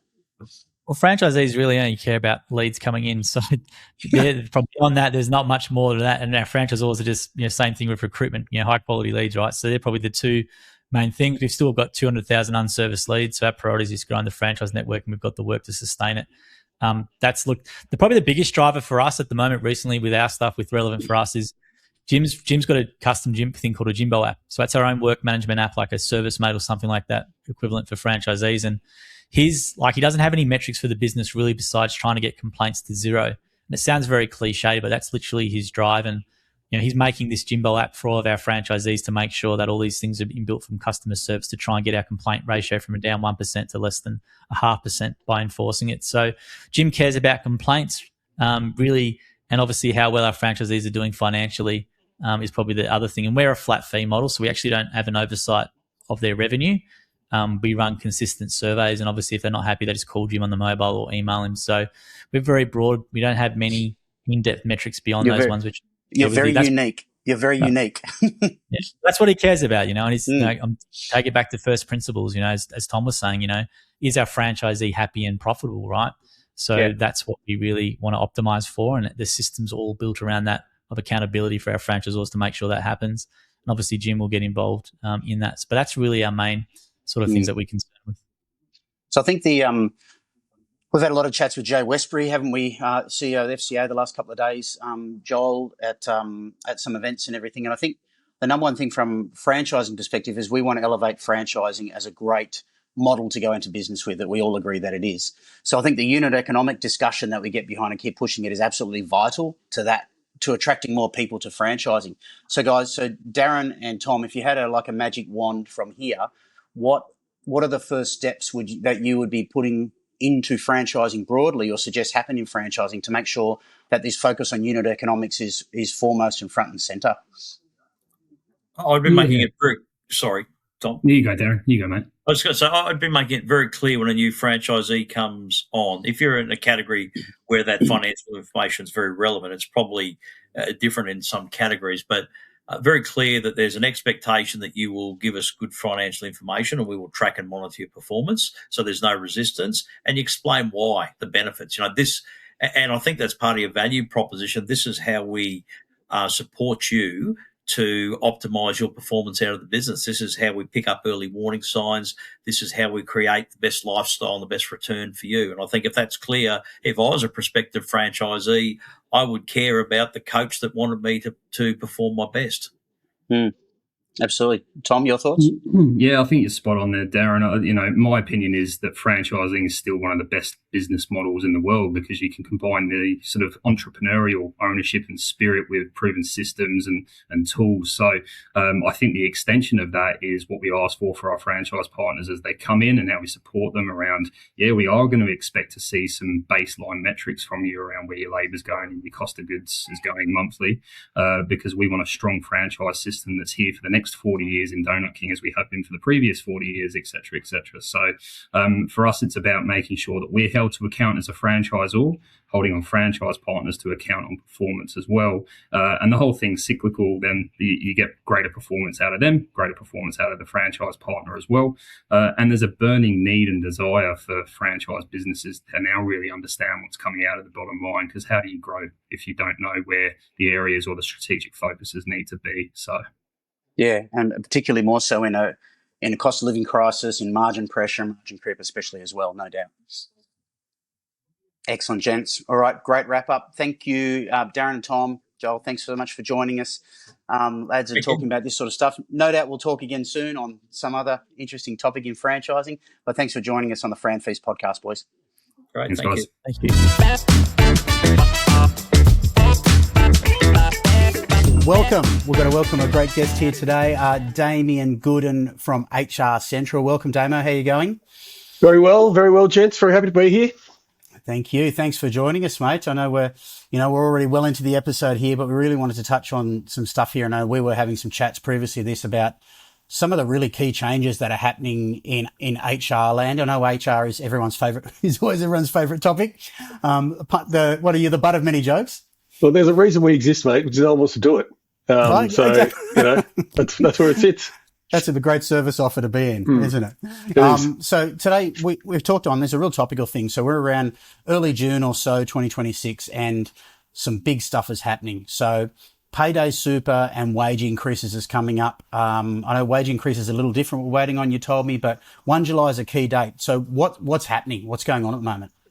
Well, yeah, I think the wage increases is probably the easiest place to start. It's the annual review of what minimum wage should be. There's already a bit of a wager going on around our office about what level it might be, given where things are with inflation and the economy and the political and geopolitical issues that are around us. What of all that's going to feed into the decision that gets made? We won't know. The annual wage review is in. Employees always want more. Employers always want less. This was right in the middle of the recommendations. So no one will be happy, but I don't think anyone will be extremely disappointed, and probably sits around about where we thought it might be. Maybe a little bit higher than I thought, to be fair. But that is the geopolitical, the political world, the wage crisis, the cost of living crisis, the fuel crisis. There's crises everywhere. Anyway, folks, back to the interview. Until the last week of June or so, it'll come out, and then the implementation of that for every business is the first full pay cycle beyond 1 July, assuming that they set the changes 1 July, which is generally what they do, although they did it a bit different during COVID. And they may use the circumstances to do that again, who knows. But assuming it's 1 July, the first full pay cycle after that is when that change needs to be made. So there's not a lot of turnaround time. It's very important that businesses that are paying award rates are very much across that change and update their payroll systems and their time and attendance systems accordingly pretty quickly. It's another cost for small business, another cost for franchises. It's just things are piling up. So that's a Fair Work Commission, is that right? So Fair Work Commission does their annual assessment? Yep, that's right. And and that process is around, I don't know, you probably talked to a few of your franchisees and franchisors on this, wouldn't you, Joel? Is that process around submissions that everyone do, and how does that process work? Yeah, we've had our lawyers do a few things with our franchisor groups, and obviously we rely on them to communicate it out. But I know Damo's done an episode with us and with our own Gyms Group 1 with a lot of advice on that. So I know a lot of franchisors still with us are a bit confused and a bit unsure as well. And I'm sure that's not just us; it's probably a lot of other franchise brands as well. So it's going to be something that's going to be interesting to see. You mentioned implementation, Damo, and I was thinking implementation, like the CEO of a company, for example, has got to rely on payroll now to implement this, or whoever they're using, right? So making sure that actually gets done, I think, is going to be you don't want to leave it to chance, because you can be definitely put yourself exposed. So implementation side, like what's the best practice, or what's the advice around that? Well, the first thing is to make sure you've got someone whose job it is to do it. Do you know what I mean? Like in some organisations, there's not actually someone whose role is to make sure, you might have a compliance person or a head of legal, but this might not necessarily fit directly into anyone's wheelhouse. So someone needs to be, yes, we're aware of it because it's, it's in the press and all that sort of stuff, but who's actually making sure it happens? And then the people who are implementing it, you would like to think that whoever your payroll provider is has done this before. It happens every year, so that they would have a process in place to set base rates if they need to. The other thing that's also important to mention, I suppose, is whilst there's a minimum pay rate increase and then the award rates also increase by the same amount, it doesn't mean that every employee needs to necessarily get that increase. Because if they're already being paid above the award, and if what they're being paid now is actually above what the minimum would be with the increase in it, they actually don't need to be increased at all. Do you find that very common, Damo? Do you find that very common that employers are paying above the award? Depends on the industries. In some industries, you can't afford to pay award. That no one will work for the award rate. The market dictates that the base rate is far beyond. But if you're in fast food and those sorts of things where the margins are very slim and you're trying to, you've got younger casual staff, they're probably paying pretty close to the award rates, or they've got an enterprise agreement which will have an increase in their rates. There's a lot of industries that would be very close to it, but there'd be many who don't. If you're in more of a professional services or other businesses like that where you've got full-time staff, salaried staff, that sort of thing, it's possible that wouldn't be affected at all. What's the this happens annually, so is there anything different about right now that is making this like a different beast to what it used to be? Are there any other factors in the market that are impacting on that, or is it just the amount that it's going to be? Well, it's the factors around it that sort of dictate the amount. So what does society think a minimum wage should be? And that's where you have these inputs from other people and all those things that are happening around us, inflation, unemployment. What are those factors telling us that people need? So it'll be fascinating to see. I could even hazard a guess to where it'll be. Really, I'm sort of thinking around 3.5. You're guessing in the office. You're guessing in the office. We're all guessing. Sure. We're all guessing. I reckon around 3.5 is probably where it'll sit, but who knows? Because I think that for me, Damo, like if you're a CEO or someone watching this in your organisation, probably get onto your team or obviously reach out to Damo's team about this. But the last thing you want to do is be underpaying staff and have a story done on that, because those things go absolutely mega viral. It's massive brand damage and brand reputation damage, and that stuff lasts for years in search results. So I think to be really safe, just make sure, if you're watching this as a CEO, really take it seriously and get onto people who can help you, or get onto your team who's responsible, and make sure you start asking these questions. And broadly, from a franchising perspective, Joel, I know you're very vocal about this. It's reputational damage to the franchise industry and sector as a whole. We see that a lot. No, Jay Westbury, CEO of the FCA, talks about it a lot. He's been on the front foot with Payday Super and everything as well to make sure that we're on top of it. First of all, to do the right thing, but it's reputational damage. Yeah, they want a name, right? Media wants a name. So if it's a recognisable name, let's say if it's Jim's Mowing or Jim's Group, for example, they know it's going to get a lot of clicks. So they want a name. So it's definitely something to really, from a brand point of view, even like you might not associate with brand originally, but it can be really damaging if you're not doing the right thing. Well, I've got to agree with that, gents. When I present to franchise groups, I talk about this, that as a franchisee, you're a custodian of that brand, right? And the service or product that you deliver is a representation of that brand, but so is how you treat your employees or your team. Because if you become the person who's in the media for underpaying, this damage is not just to it doesn't say franchise brand in this location. It just says franchise brand. Right? They don't care which one it was, or that it's 1 out of 500. Or that it was Sunnybank Hills, that guy was dodgy. It's everyone. So the impact is massive. And it's not just what you would think. It's maybe sales. Like literally people choose between two options. They go, well, I saw the bad stuff about them in the paper, I'm going somewhere else. But it's also franchise recruitment. Does someone want to come and buy a franchise in a brand that's been tarnished or been in the news for the wrong reasons? But even think about this. What about employees? Do you reckon a 14, 15-year-old kid, their parents are going to say, go and work at this place where we know they've been not doing the pays correctly, as opposed to these other places? So it has a huge impact, or potential for huge impact. Also, you should do the right thing, but there's potential for huge impact. So on top of that, as we move, the other key part of this conversation I wanted to have was about Payday Super. So that's the wage increase stuff. But the Payday Super one, I know I did a podcast with Jay Westbury about 3 months ago, and he was worried about it, about people not being ready for it, the cash flow implications of that. Can you just briefly explain what this Payday Super change is for 1 July? Okay, so I've actually got a clear way. People are like, what does it all mean? Like, how do I explain? I don't really get it. If you think of the payment terms, Super, previously, you had 3 months to pay. in your bad cycle. You could pay super quarterly, right? So you're effectively on 90-day terms. We all like 90-day terms. Now you're not. Now you're on 0-day terms. So when you pay someone, you've got to pay the super that day. So instead of the first payment you do on January 1, the super being paid in 3 months' time, that super's got to be paid on that day. And the next week, on the 8th, you've got to pay the super on that day. So it is a cash flow squish is what it is. So the fact that these payments would have to be made every week or every fortnight or every month, depending on what your payroll cycle is, as opposed to what people may have been doing quarterly. They may have also been doing monthly. And hopefully some people have already migrated to this and they've already made the change. Because to me, making the change at the deadline is not great if you can avoid it, because, there's systems and changes in place and maybe some of your cash flow might be a bit, not ideal, I suppose. I'm very worried about this. I fear a lot of small businesses and franchisees are not ahead of it, and they're going to get to the middle of July after they're supposed to have made payments, and the payments are not going to be made. Yeah. So how much do you think the exposure is there? I mean, at a rough guess, how many businesses do you think really percentage-wise aren't unprepared, aren't on top of it, don't have a plan? Oh, mate, that'll be a huge number. I wouldn't be shocked 75+% of businesses are not ready. Right. Yeah.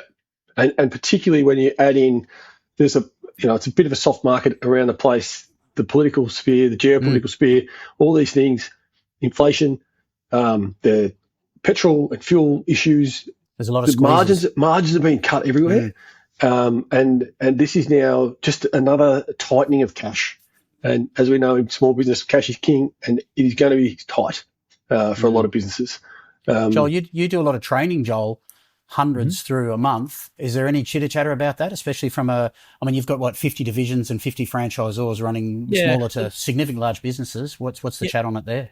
We're lucky we've got Jim's Bookkeeping who do a lot of this stuff for our franchisors, so they're sort of pretty good with that as well. And obviously we're pretty, lawyers are sort of saying, getting out there and putting all the right information in place as well. But yeah, it's sort of at the franchisee level, I do hear a bit of it. Obviously franchisees, they're going to be a bit more disincentivized to put on staff maybe. So they might not be as inclined to want to grow because finding employees is hard enough as it is. Now you've got this extra cost in a way that's going to really disincentivize them from growing and maybe just staying as a sole trader, whereas we want them to grow. So we have heard that sort of coming back through as well. And I think a big one for me is risk for just businesses as well from a brand reputation point of view. Like if you have a disgruntled staff member who goes through, let's say, their superannuation account and doesn't see that fortnightly thing coming in with their pay, literally just they can go to Fair Work and away you go. You're in the media for not doing the right thing. Like at a click of a finger, you're in the media straight away, depending on who you are. Well, if you're pretty much the reality is now is people don't exit businesses properly, and then what can I get back at the business with, right? So if you haven't been getting paid super on time properly, and they know that, and they know the rules exist, well then these sorts of things, it's not nice to think about, but it does happen, and it's just another lever that someone can pull for it. But look, it is a big thing. Obviously, we're getting approached a lot by these new lenders who are coming out who can do payday super and things like that. So the market completely open up, and hopefully our guys will be okay to do it, and I think they will be. But it's definitely another consideration. And once again, death by 1,000 cuts with another signs of what they've got to try and tackle it. The average punter in gyms anyway, they're sole trader or maybe one staff at most, and now you're giving all these extra things for them to sort of take on board as well. So their margins reduces maybe the fun of running a business too, with all these extra things. So hey, Damien, are you finding Joel mentioned something interesting there about lenders coming in there, short-term credit lenders, I imagine, coming in. Are you seeing a lot of that? A lot of your clients, or have you engaged at HR Central level in someone overall to manage that, or you keep away from that totally? I would say tread carefully. There can be some, and I'm not naming names, but there can be some opportunistic vendors out there where it all looks great on paper, but the rates that they will charge you will end up being much worse than what your position is with the tax office. 30 to 40% interest is not good. Who knows? Who knows? But just read the devil's in the detail. Read the fine print. That's what I would say. Very much buyer beware. And if you are in a franchise group, I would say talk to your franchisor as quickly as you can. If your franchise can't do it, if you've got challenges, it's better to try to seek advice and support up front so they're aware of it. And if they can help you somehow, or I don't know what, but doing it by yourself and putting your head in the sand is absolutely not a good plan. As you were saying before, Damien, like the reputational damage, same sort of thing. You know, if someone does have a breach of this for whatever reason, how small, once again, the person's going to remember the 5 or the 6 word headline from a news story that comes up on their Facebook feed and about your brand or business. So it's something that you got to take seriously, because if you're not doing the right thing, and it can affect the whole group and the whole brand, and it's really, really important. Yeah, excellent. Sorry, mate. Just was going to say, as a franchisor, on the flip side, what are you doing to make sure people are doing it? Yeah. So how are you validating it? Unless you're running payroll for everyone inside your franchisor, how are you actually validating that people have? Yes, you've hopefully communicated that these changes are coming. You've informed them. You've given the tools to change it, but you're not actually in control as a franchisor. How are you actually verifying or validating that that's actually been done? So you've got to be seen as taking reasonable steps, Absolutely. right? So I've got this thing about reasonable steps. You've got reasonable steps. Reasonable steps. I don't tell you the reasonable steps, but you've got to be seen as taking reasonable steps. That's interpretation. Interpretation. Yeah, there'll be a case on that, and then we'll know what reasonable steps are. Yeah.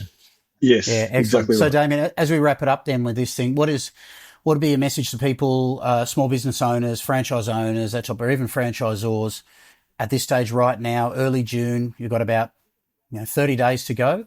What is your main message? What should they be doing right now? If you haven't already, talked to your payroll people, because there's changes that are going to have to happen at their level. There may be software changes coming, depending on what software and technology you use to do your pays. Find out what that is from your. A lot of the vendors are putting out information about what the changes are, because the super clearinghouse is changing, all that sort of stuff. Yep. So get to make sure whoever's doing your payroll is in the know and has everything that they need. Make sure that your technology is up to speed and can actually deliver. And then lastly, have you got the cash? Go talk to your accountant and make sure that you can actually fund it. Your cash flow will support it. And then if not, think about the support channels that you have to try to alleviate any issues that you might foresee.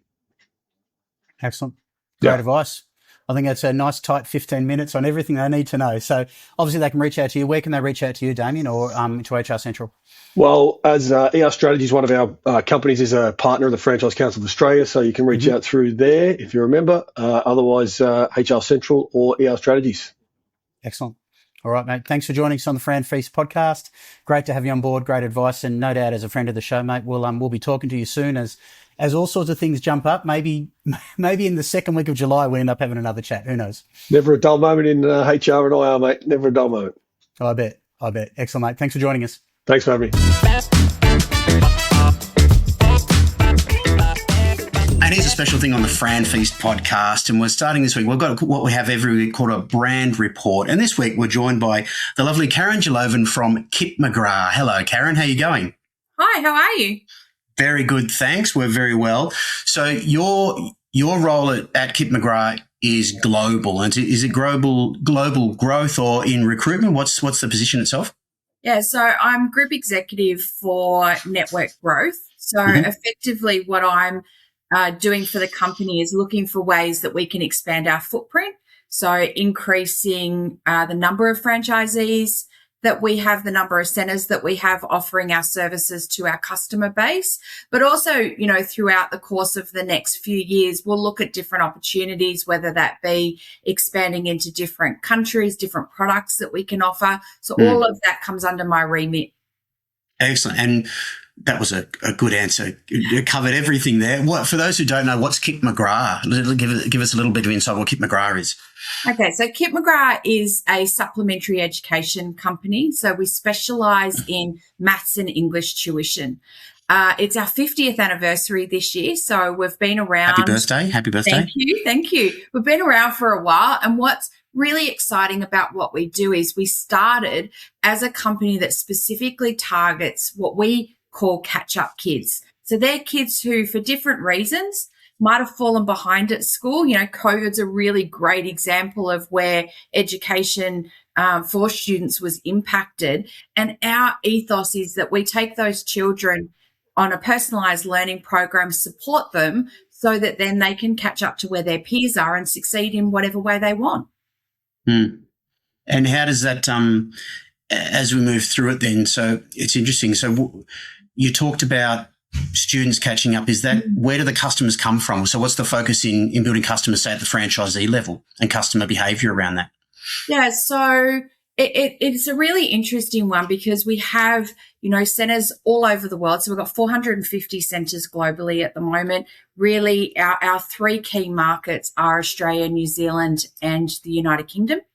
And so we do a lot of national brand awareness about, who we are, what we are, how we compare to other businesses within the market. But then our local franchisees obviously really get built in their local communities. And that's a really important component because this is very much a people business. We we use teachers. So it's our whole core is the relationship between the child and the teacher that they have supporting them is paramount. So the franchisee being out in their local community is a really important component of how customers find us. I know, Joe, you had insights on AI with tutoring, didn't you, when we were talking about and the role of AI in tutoring going forward? Because given your space. Yeah, well, I think it's something that's always on everyone's mind. But as a brand, Kip McGrath is a great brand because I reckon it's, if you think of tutoring, ask anyone about what's a brand name you recognise, you would say Kip McGrath. I remember as a kid, I used to have mates who went to Kip McGrath and stuff, and they never said I had to go to tutoring or something. They said I've got to go to Kip McGrath, right? So it was always the name of the place. So I think it's a really good, strong brand and that's that, and especially now in a crowded market with everything, you've got that industry leading name with synonymous with this silo of education. I think it's really, really cool. But probably my question to you then is how AI is going to impact tutoring and education and what you're doing, because obviously it's everywhere now. Kids are using it flat out. It's interesting to see how everyone thought, this is going to put teachers and all this sort of stuff out of business. Now people are going and actually making everyone dumber now, and there's probably needs to be more work that's done than before. So what's your sort of thoughts around that, and how you're sort of seeing it with what you got, with what you do? Look, I think AI is going to play a pivotal role in the education sector, full stop. I think for us as a brand, one of the things that I talk a lot about is it's never going to replace our people. As I said before, the relationship between the tutor and the student is key. Now, AI can't do that. AI can't see a child freaking out over a question that they don't know how to answer or begin, or, that they need a different way to solve it. So from our point of view on the students that we work with, we're not concerned about AI from a business point of view. What we want to see with AI is, one, how can we teach children to use it in a safe way, in a way to support their learning, not as a replacement, as you said, Joel, for their brains and using them, but also to go, okay, it's a tool, just like your calculator when you get given that in year 7 and, the kids are really excited by that. AI is a tool that they can use. So one of the things that we've done with our platform is we have a little mascot called Monty the Mouse. And we've built an AI support mechanism that sits in our platform so that when a student is having trouble, they can use that to assist them. So it might even be, what's the meaning of this word? But what's great about Monty is he's got guardrails in there. So unlike if they were to look up on Google and look up a particular word, as an education centre, we can't control what might then come up on the internet when they put that word in. With Monty, we've got some guardrails and controls. So from a child safety point of view, and there's a lot being spoken about that in the media right now, it was something that was really important to us. Yeah, I'm interested, Karen, in backing on from Joel's point then. You've just been to the Franchise Expo and you had a lot of interest in inquiry, and I saw you down there and paid a visit. Well, we're down there on the weekend. What are prospects telling you? Are prospects telling you, because what you didn't say in your description, you're an ex-teacher, you're an ex-franchise owner of Kip McGrath, and now you're in the role you're at. It's a wonderful progression through. What are prospects telling you? And I'm in particular thinking about AI. Are they coming saying, what are you guys doing about it? How does it buffer for our business? What does the business look like in the future for tutoring with all these tools coming in? What sort of discussions are you having around that with potential franchise owners?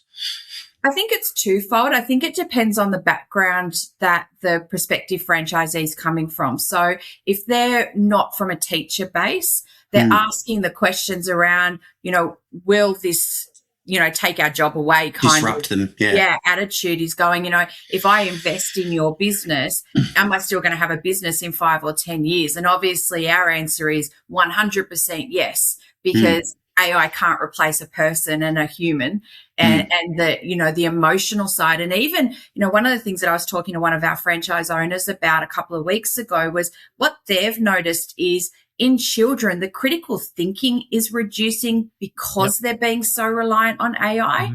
And so, if the whole purpose of education is to prepare children for the workforce, then we need to be making sure that we're developing those critical thinking skills, their analytical ability. So from talking to a prospective franchisee, that side, I will say, no, it's not. When we then talk to teachers and, prospective franchisees that are coming in from the education base, again, we say it's not going to change the way that you deliver your lessons. It's not going to change that interaction that you have with the students. But what we as a business want to be looking at using AI for is all the administrative workload. So if you talk to any teacher that's out there right now, that's the thing that I'll talk to you most about is how much red tape, administration that they've got to do, report writing, all of those things. So as a business, we're looking at AI as a tool that we can use to reduce some of that business administration or even education administration side that happens. I think the fundamentals are going to become so much more important. Obviously, they're important as they are, but I think even now, as you said, critical thinking, right? So there's already seen a reduction in if you're just outsourcing your thinking to AI, and this goes for adults as well. So maybe adults can go to Kip McGrath and get some fundamentals in place. New product. But I'm thinking that, for me, I just think, if you're a parent or teachers will probably understand the most is having those fundamentals in place, because you can't really use AI effectively if you don't have fundamental understanding of what you're trying to ask or the critical thinking, as you said, around that. And people are outsourcing critical thinking and thinking to these things. And it's not just kids, it's adults. And I think it's already people are understanding this is going to be the case. Because I thought probably a year ago, I was the same, everything's going to be AI in the classroom, AI lecturers, all these sorts of things. And I think now it's really early days, but I think it's really apparent to a lot of people that that's not going to be the case at all. It's probably going to be more work for Kip McGrath, for teachers and for people to get these fundamentals in place. Yeah, well, you've seen things like was it Norway removing I think it was Norway removing devices, California removing devices from classrooms and everything. Thank God. You're going to have my kids have the biggest experiment for 10 years to see what that stuff was like on them, and it's not good. I reckon you're going to have the next 5 to 10 years. You're going to have companies which actually promote no AI was used in producing this, or non-AI or something like that, and you're going to have customers sort of want that. And I think the sort of same is going to go with education, these sorts of things. Totally. We've got to get that balance right. I think we've got to have the tools and the devices. So, our KIP program has a mixture of technology involved, a mixture of, handwriting and paper and working out and, show us that working out, because if you can't show us how you got the answer, then, when it becomes more complex, you're not going to be able to do it. So I think we've got to get that balance right. And I genuinely do believe it's important to teach children then the way that it's going to look for them in future careers. What does this look like? How do we use the tools so that you can then do whatever it is that you want to do in the future? And if we ignore it, if we go down a basis where we remove technology from the classroom, then we're not actually preparing the kids for what the future looks like. So in the business now, what are the best franchisees doing? What are the best performers doing differently from others? Because every network has a range. What do you see in this sort of marketplace? Again, it comes back to people. So the ones who do the best, and, when I was a franchise owner, we had 7 locations, over 1,000 children a week. And I always go back to what made me successful. And it was the way that I treated my people, and so it was customer first. It's that customer relationship. It's about being the expert in education. That's why people come to KIP. That's why Joel, said, people say they go to KIP, they don't go to tutoring. It was because it was actually a relationship that we formed. It was really quite funny at the expo. On the weekend, I was standing on the booth and I was talking to people, and I heard my name being called out, and it was an ex-parent who I had taught their daughter, and we had taught her from year 4 and right through to year 12. And they just want to come up and tell me that she was now doing an economics degree and all the things that she was doing. She's about to finish uni, which starts to show my age a little bit. Yeah. But, you know, positive and negative. That's the difference. That's what these good operators are doing, is they put their people first. You know, there's no doubt that everyone goes into business for different reasons. You all want to make money. You've all got to make a profit. You're trying to make a living. But what's great about being in part of Kit McGrath is the fact that we actually do good in the world as well. Like teaching children to read, teaching children to be able to do math. It has a lasting effect on their life and their family's life. So that's what they do well. They communicate really well with their parents. They put them at the forefront. So every decision that they make is this in the best interest of the child? And so and I think that goes across any business that involves people. It's about the level of service that you provide them. So it just got me thinking in there, when you open a centre, are you doing one of or a combination of, are you buying an existing tutoring type centre and rebranding it, or are you starting everything from scratch? And do you start with a certain goal for, we want to have this many students signed up with a pre-launch programs? What does it look like when you're starting a centre, if you're an ex-teacher coming out or even a non-education sector person? Look, so every business goes through cycles. So you will have brand new, what we call greenfield territories, where it's a vacant territory. You find a location and you start from the beginning. Or it might be a resale that comes up. So, you know, you get teachers that are now at retirement. They're ready to move on, sell their businesses. So we get both coming through the mix. Absolutely, we have some targets that we want to put in place. We've got financial modeling that we have that says, right, this is what, you know, working capital you need to have. This is the marketing that you need to be putting forward. These are the things that you need to do in your local area. Because the first, obviously, key in any business is you want it to break even as quickly as possible, because that's the risk of being in business, is that you're putting money in and there's more money going out than coming in. So we really want, within the first 12 weeks, for them to have the student numbers that they need to be at break even. And then we've got like targets throughout the way, but obviously a pretty intensive training program, because it's, even though we get a lot of teachers coming in who are from an educational background, one, running a business is very different to being in the classroom. Yeah, and for sure. two, teaching in a Kit McGrath education form is really different to teaching in front of your 30 kids that you have at school as well. So we've got to go through all realms of training and intensive training to set them up for success. I'll go next, Joel, or you want to? I've got plenty to say. Yeah. I was just gonna say, but for me, like the brand itself, like you've got really good brand recognition, I think, and as I was saying before, so how do you see yourself, you know, leading the brand over the next, let's say, 5 to 10 years, or what does even brand mean to you? Because I think it's a term where we say, you know, brand, but I think you've actually got, when people, franchise brands say brand recognition and stuff, but you've actually got it. Like you really, really do have it. So how do you see the brand developing over the next 5 to 10 years? Look, you're right. We are a well-known brand. Do I think we are as well-known as I would like us to be? I'm going to say no. So we'll always say no to that. There's a lot of things that we need to do better. I think, you know, for me, transparency, both from a parent looking at, you know, who are we, what are we, do I fit for what my family are looking for? I think having, you know, content that's available for them to make that buying decision is really important, and for a prospective franchisee as well. I don't think franchising has historically put all of their cards out on the table, and I think we need to. I think in the environment where we're sitting with people looking at opportunities, I think the more transparent we can be, the better, and I think that can only be good for brands.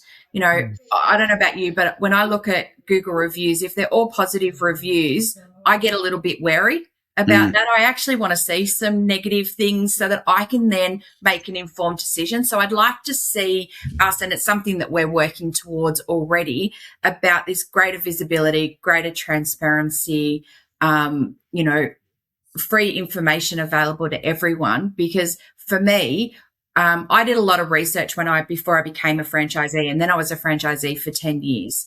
And for me, I believe that what we do as a service is tenfold above what our competitors do, and particularly because of the kind of children that we work with. So I want that to be all-encompassing. I want every child who needs us to be able to have a centre in their local community that they can attend. I don't ever want there to be a barrier that stops a child from learning. So that is my focus. That is what brand awareness is going to be, is that we've got a footprint that is everywhere so that kids can access us. Excellent. So in the spirit of that, what are the key sort of milestones, I suppose, you're looking at and got your eye on, especially in your new role, for the next 12 to 18 months or so? So are there some key areas or regions that you're looking at, or even countries, for your development to get the brand out there further into the marketplace? Yeah, look, at the moment I'm focused on our 3 key markets. I'm focused on Australia, New Zealand and the UK. There is definitely some areas where we've got not as many centres as I would like. Really big push in New South Wales right now. And that's mainly because when we first franchised, there wasn't the population that we've got now. So the territories were way too big. So we've gone through a remapping process. So there's a lot more opportunity there. That takes decades to unwind at times. Oh, my gosh. Yes, it's been a mammoth task. But what's great is that there's more opportunities now for people to enter into the market. So, obviously we're looking at New South Wales, Victoria. I'd like to see South Australia's footprint increase. And then in New Zealand, again, the population has moved around a lot in New Zealand. So we're now targeting specific areas in New Zealand. I'd like to see us double the number of franchisees that we've got in New Zealand in the next 5 years. That's one of my little goals. Excellent. And then the UK, we're going through the same process. We're remapping. We're looking at our existing territories. We're looking at where, we've got customer bases coming from. We're looking at a lot of the geography and going, where are, suburbs popping up now that maybe they weren't before. So we're doing a whole lot of demographic work to understand what that looks like, so then we can target key zones.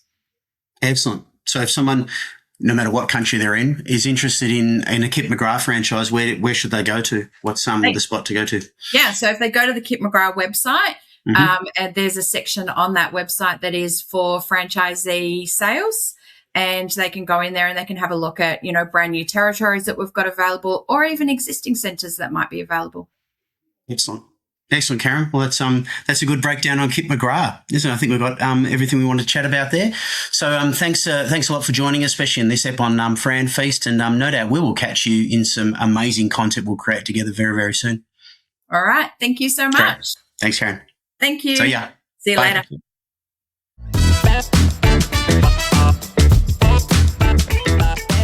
Okay, so this is now in our FranFeast show where we move to a different thing. And Joel, this one's all about you, mate. This is what we call the AI tool of the week, no pun intended.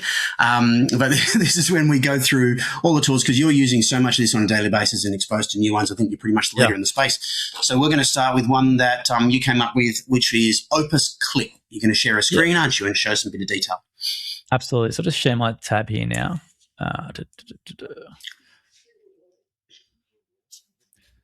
All right.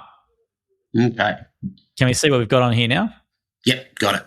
Yep. So what we're running through here is Opus Clips. So just Google Opus Clip, and basically what you can do is what it says: 1 long video, 10 viral clips. It's actually a lot more. I remember when this first came out, actually in the beta, a couple of years ago. It's definitely evolved into a lot more than that now. But it's basically what it does. You can take long form video content when you're doing talks, presentations, podcasts, and it can give you a lot of volume really, really easily to test with. So I'm just going to go into it and show people now what it looks like. Now, I use this all the time in gym. So we've got a long form podcast, or Jim does one here basically with his political sort of stuff. I can literally just drop the podcast in here, and then it will go through and find all the moments from the transcript and then give me these clips ready to go. So I'll just do one here with one of our franchisors, which was Cam. So this was a podcast about being a Sparky, and you can see there, Glenn, it gives you scores there. Mm.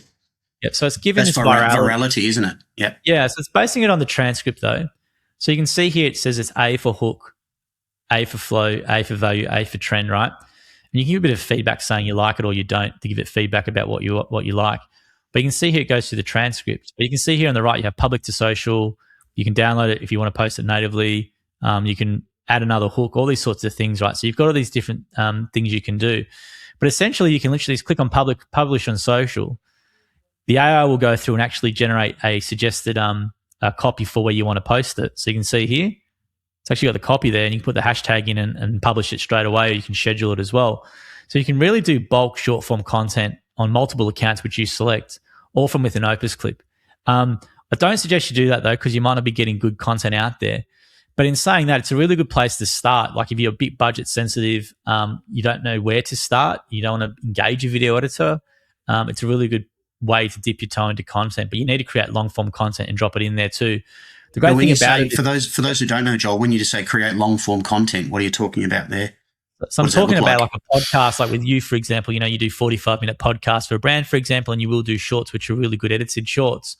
So a long form piece of content. So it could be like a franchise seminar you do, it could be a webinar, could be an interview of your franchisee, long form, etc. So something over sort of 30 minutes it does really well with. Yep. But the good thing about this tool, Glenn, is if you don't like the clip, you can edit it, and it's a really easy edit to use. And if I can use it, and I reckon anyone can use it. So we're basically logging into the editor in real time. Basically, you can change the sizing if you want. So if you want it for LinkedIn, for example, you do more 1x1. If you want it for, let's say, YouTube, you do that sort of size there, or vertical. But down on the timeline, you can edit a bunch of things. You can move things. You can change all this sort of stuff here. You can add in music, text, all these sorts of things, which is really easy. Then re-export it, and away you go. So it's a really, really simple tool to use. And I actually use this all the time. So actually, I've probably racked up, millions of views over the years by using this with a lot of stuff that we do. If my guys can't professionally edit, which I do advise, if you can use a Glenn or a professional editor, use you guys, because there will be a far more engaging short form content. Yeah, that's what we found. It looks like it has improved. We were using it probably about 18 months or so ago, and dropping our podcasts in there and giving people a massive volume of reels from it, but we found that the quality wasn't quite there. Have you found that it's improved in because it's obviously picking the key content? Yeah, it's definitely improved, but the big thing with short form content is the text hook and the first second.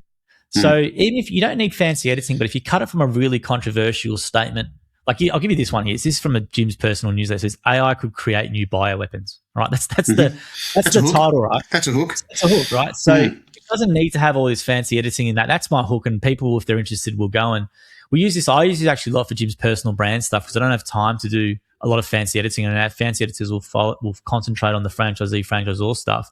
But for Jim's personal brand stuff, I use this tool over the time with a lot of success. But it can be used for any asset you've got. Now, probably the other new exciting thing which people don't know about with Opus Clips is it's got a thing called Agent Opus. Now, Agent Opus basically is an agent editor. So if you give it your video idea or whatever you want to do, it will actually go and do the voiceover, source all the B-roll, and piece the video together for you. So I'm just going to show you a couple in here that I created a while ago with it. So basically what I did is I gave it the prompt. You won't be able to hear this. It does have a voiceover. Does that come through on the screen? Can you hear it, Glenn, or not? No. So you can't hear that, but that's actually got a lady speaking now. But the topic was, how do LLMs work? And I said, here's the general audience, etc. And then it went off and took around 10 to 15 minutes. It basically wrote the scripts. It sourced all the B-roll online. It's actually got a voiceover going this on a little topic that I've done. So this is something as well, which is in beta now for it. But this is something that's probably already here, and something that is a little bit more expensive because of credits and things like that. But a lot of these things here can be done now fully with AI. Now, is this video going to do well online? That's another story. But this is the type of, where AI is going in terms of video editing. And I still think, from trends online, I think people are pushing back a little bit against this sort of stuff, which is sort of what I notice. But you can see here on the left, like the agent's gone and made the transcript, confirms the transcripts with me. It's then gone and got 72 these are references and articles here. So it's found the B-roll, all the articles, etc., and gone and pieced this together. So this would take a video editor a lot of time to do it, whereas this agent's gone and done it. So I think this type of stuff is great for information type videos. Yeah. So for a principle or to get something across or some facts, it's great for that type of stuff. But that personalized, authentic content storytelling stuff, the usage is a bit more limiting, isn't it? Well, I would call it AI slop, right? So it's basically AI slop, for YouTube Shorts where you can make money, and a lot of people are doing that, right? But I do think the technology itself is a really good. It's gonna really improve over the next 2 years, where you could, film multiple assets on your phone and put it up there and get a really good video with what's in your mind from it. Sure. For sure. It's not going to replace video editors at all, but by all means, for sure, for a long time. But as a tool to get people, making video and a lot easier and cost effective for people to make videos, especially with Opus Clip, like this has been a great tool for us. I'll give you another example, actually, Glenn, before we move on. Yep. This is like a Zoom podcast. Now, if they can do it in person with you, absolutely do it. And if but not everyone has the luxury sometimes to do that. Like I do a lot of my podcasts via Zoom, and these are recruitment tools that we do. But you can see here, this is a great little marketing asset that our franchisor can put into nurture sequences, right, from emails or from SMSs that have done fully on here. So it's basically one long form in Zoom, chuck it in here. Then you can see here, it's done a really good job of giving me titles to answer common questions, right? Now, even though Zoom is not my preferred for what a podcast is, I recommend if people can do it in person with you, you do it for sure. It looks great. But we obviously have a DSLR and we do it ourselves. But we're doing a bit of a mix now, as we're seeing with this podcast together. We're doing a mix of virtual in person because there's a cost factor and also a convenience factor as well. Yeah, absolutely. So I'll just stop sharing that. But that's basically a great tool to start with AI. And I think if you're getting started with video and you don't know where to start, that's a really good place to start. And as I said, we do use that ourselves in gyms now for a lot of gyms' personal brand stuff, even our franchisee stuff. So when my editors are full or I know I really want something from this long form from our library, I don't have to ask them. I can just do it myself. It doesn't take me a lot of time at all.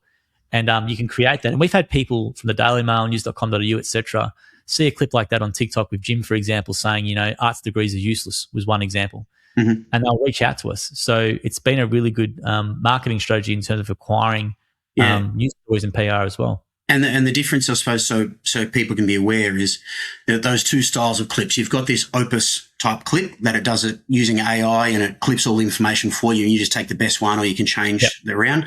Or the other version, like we both have, is editors. We've got offshore editors and also editors here who create a reel, a highly engaging reel with using AI tools and what it may be, and B-roll footage, which is footage of, say, a store or a franchisee in action. And to give people an idea, that stuff, I think yours is about the same as mine. I think my main reels editor can do 4 or 5 a day. That's all they can do with the high quality of that. Yep. You're about the same, aren't you? Yeah, I think my guy, I push him sometimes like maybe 8 to 9, but he's got the same template. He's not mixing them up too much, and we do a lot more podcast type content with probably less B-roll and less sort of which is easier. Yeah, which is easier. Yeah, which is easier. But look, the preference always is to use a real video editor. There's still AI tools are not like, even with the credits, right? You'd burn through your credits a lot using something like Agent Opus, right? Whereas your video editor is probably actually going to be cheaper still. Yep. But I think but Opus Clip, the basic version of Opus Clip, which I use quite a bit, is really, really handy. If you're doing talks that get filmed and podcast or whatever you've got from an existing video library, if they have assets from you from 2 years ago, for example, they can just chuck it in there and you can get some bulk content. And the thing I forgot to mention too is you can get the transcript, and then you can use AI, like Claude and stuff, to actually then, from your natural voice, take the transcript to do like, LinkedIn posts and all these written posts from your videos as well. So it's not only for video, you can use it for written content too. And you also don't need the actual video file, isn't it? You can also just use the YouTube link. Yeah, great question. Yeah, great point. Yeah, you can just drop it into any video from YouTube. So it could even be not even just for your own franchise brand. You might find a talk that you find inspiring or something you want to clip up as a motivational thing to send to your franchisees. Just drop it in there and it can do it for you. Excellent, Joel. Great segment, hey? AI tool of the week, Opus Clip. Thanks for that, mate. Thanks, Glenn.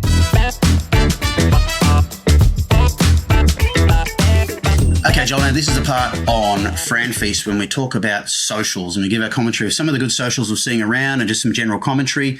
So, social scene, we're going to kick off with a person we both know pretty well, and that's Tiffany English of Access Offshoring. Tiff's doing some interesting stuff. Now, both you and I have a bit of background in offshoring our teams. We both have offshore teams, don't we? We do, yes. Yeah, so we're both in the Philippines.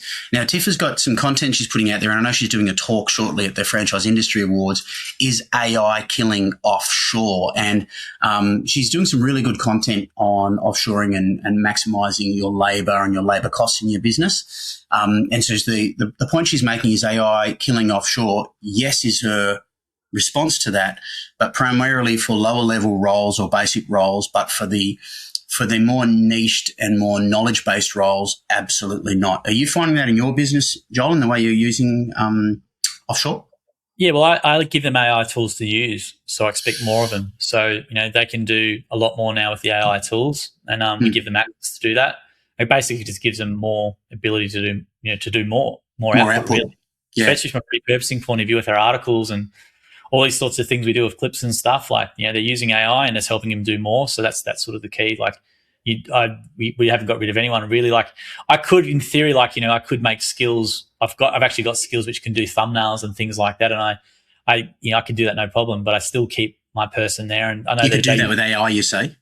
Yeah, with AI, I could, for sure. But I keep my person there. She uses AI in her thumbnails, which is fine. But I just expect more of an output, and then I can deploy. I'm going to say you just get more stuff now, wouldn't you?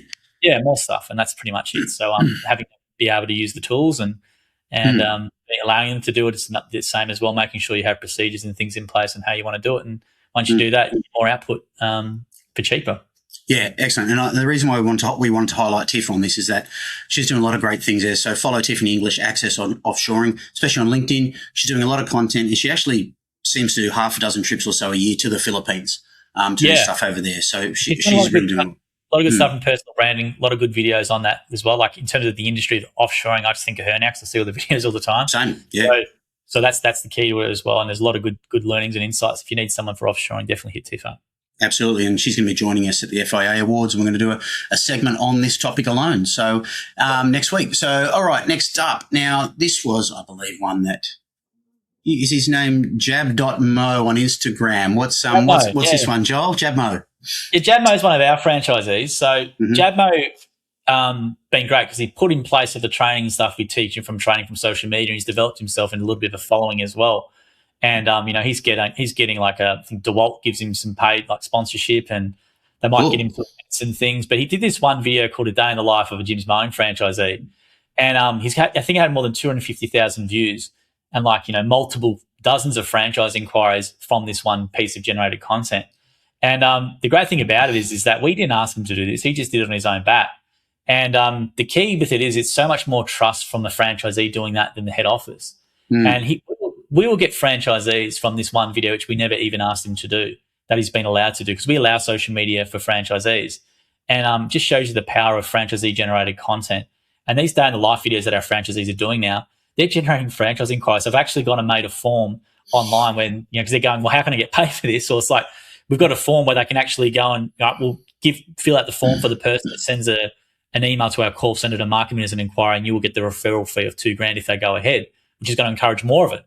So Absolutely. It's been really powerful, but just shows 250,000 views on a piece of Jim's Mowing day in the life content that we haven't had to pay for or even asked him to do. He just did it because he loves the business.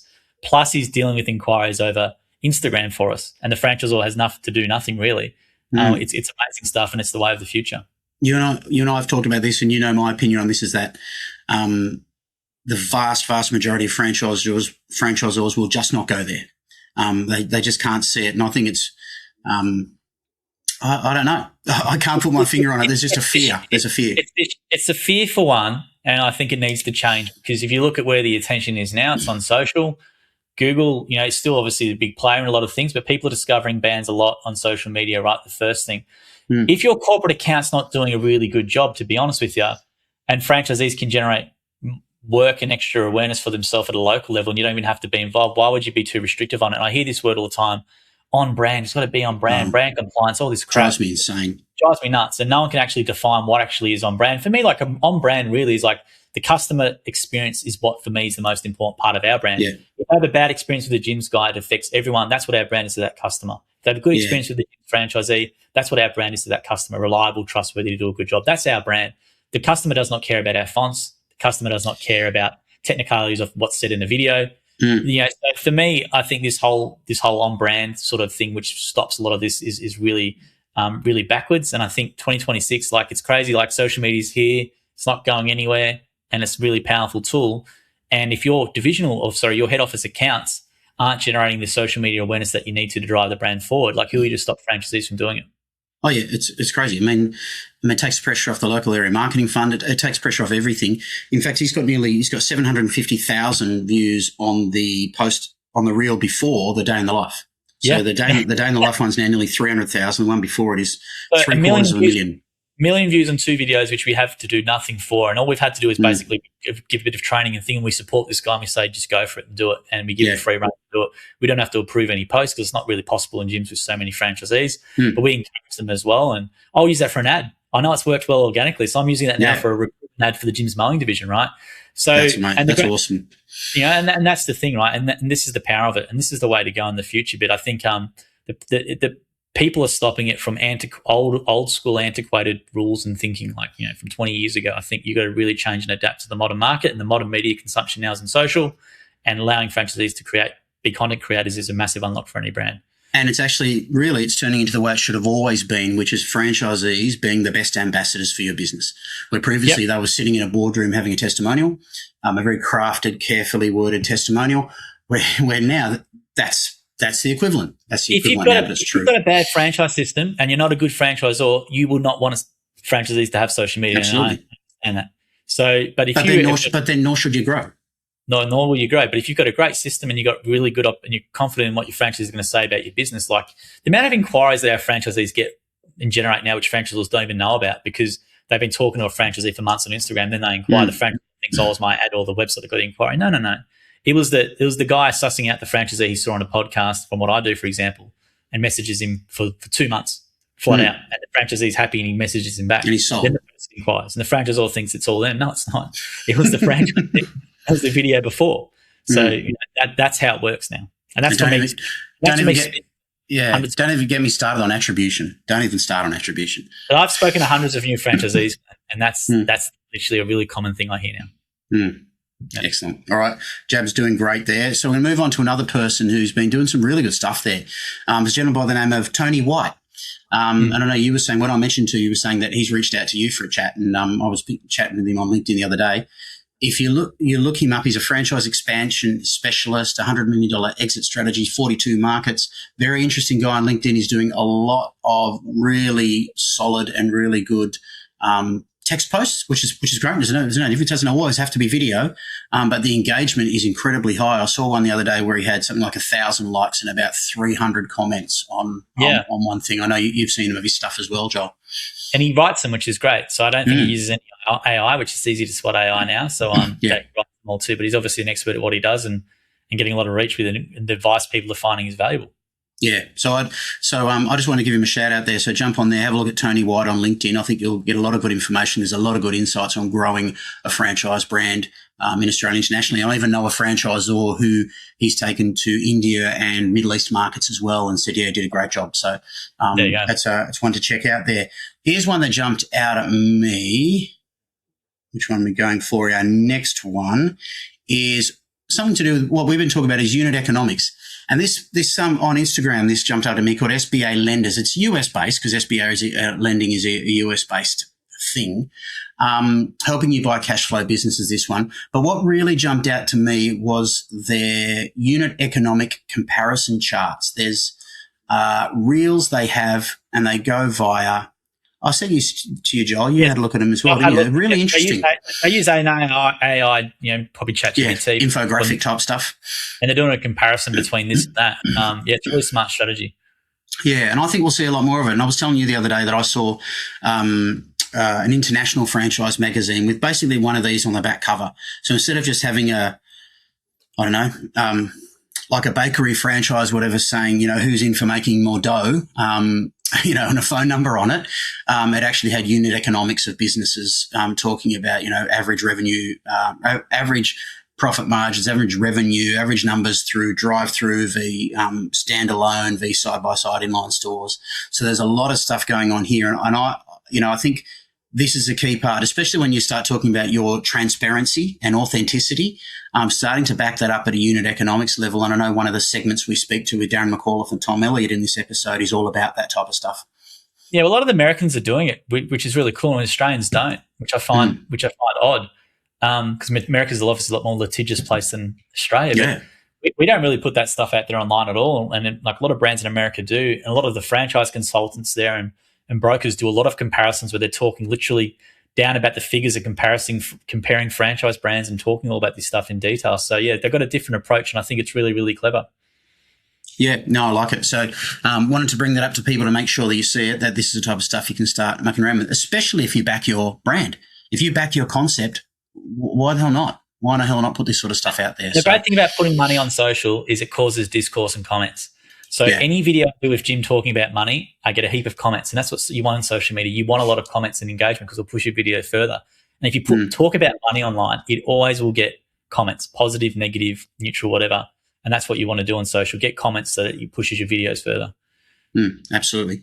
Next one I do is one that you alerted me to, and that's Marty Wilson. Tell me about Marty Wilson. I know you've had some contact with him. Yeah, so Marty listens to my podcast and sent me a couple of kind messages about it, which is great. But he puts it into practice, a lot of the stuff we talk about with transparency. And there'll be a lot of videos if you go and search his Facebook page, Marty Wilson.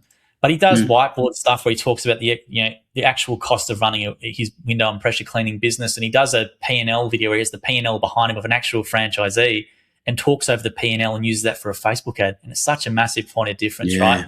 I think, the be your own boss graphic, for me, I just think that's done to death. And then to have that it's a little bit cringy. It's a bit cringy now. It is cringy. We have a guy, talking over the P&L of what an actual franchisee makes. That's the number one thing. It's like, well, what was their actual net profit, right? You literally got a P&L behind you. So it answers that objection straight away.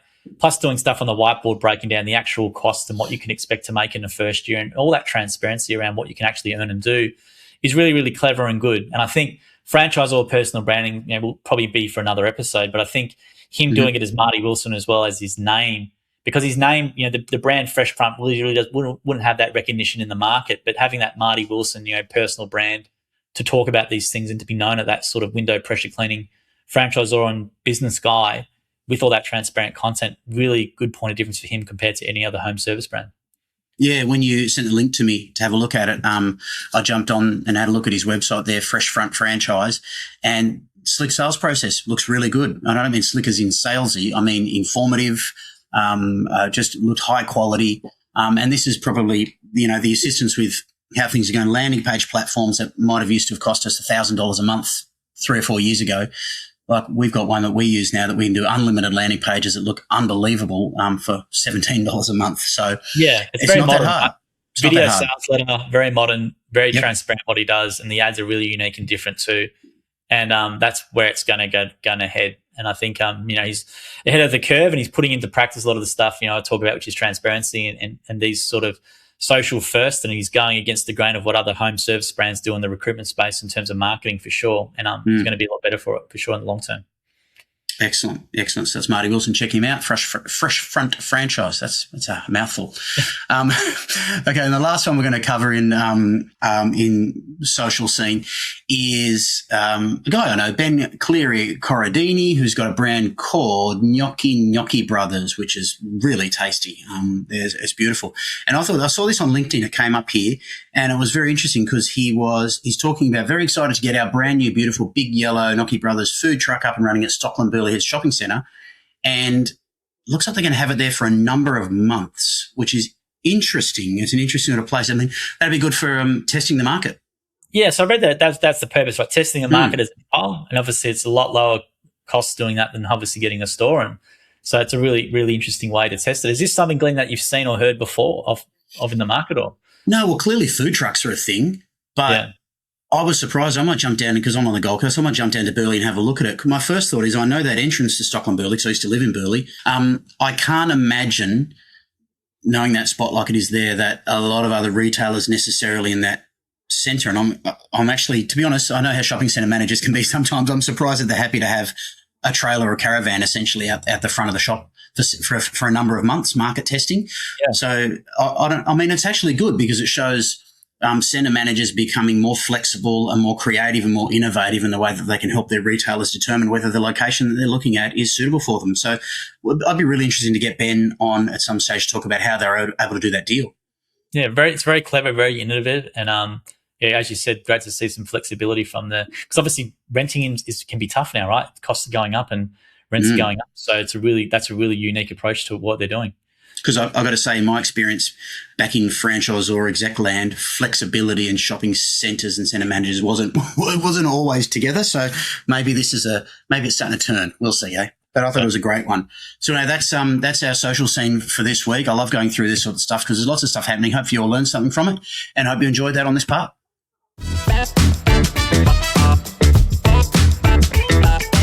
Okay, Joel, we're going to talk about upcoming events coming up in franchising. We'll give a bit of a runway for people and also the closest one.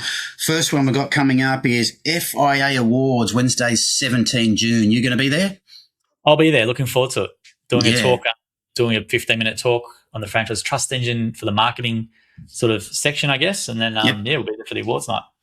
Excellent. And we're going to film a bunch of in-person FranFeast podcast segments there with a whole bunch of people. So that'll be good. So it'll be a bit of a mix-up for us. We'll have, these virtual type stuff there, and we'll have people mixed in with in-person. So it'll be interesting to see how that goes actually in that format. Yeah, I hope people just take the opportunity to come up and have a chat to you and get maybe practice or do something on camera, because I think there's a lot of execs and leaders who still shy away from it when they really need not to. It's 2026. I think you've got to get yourself out there now, get on camera.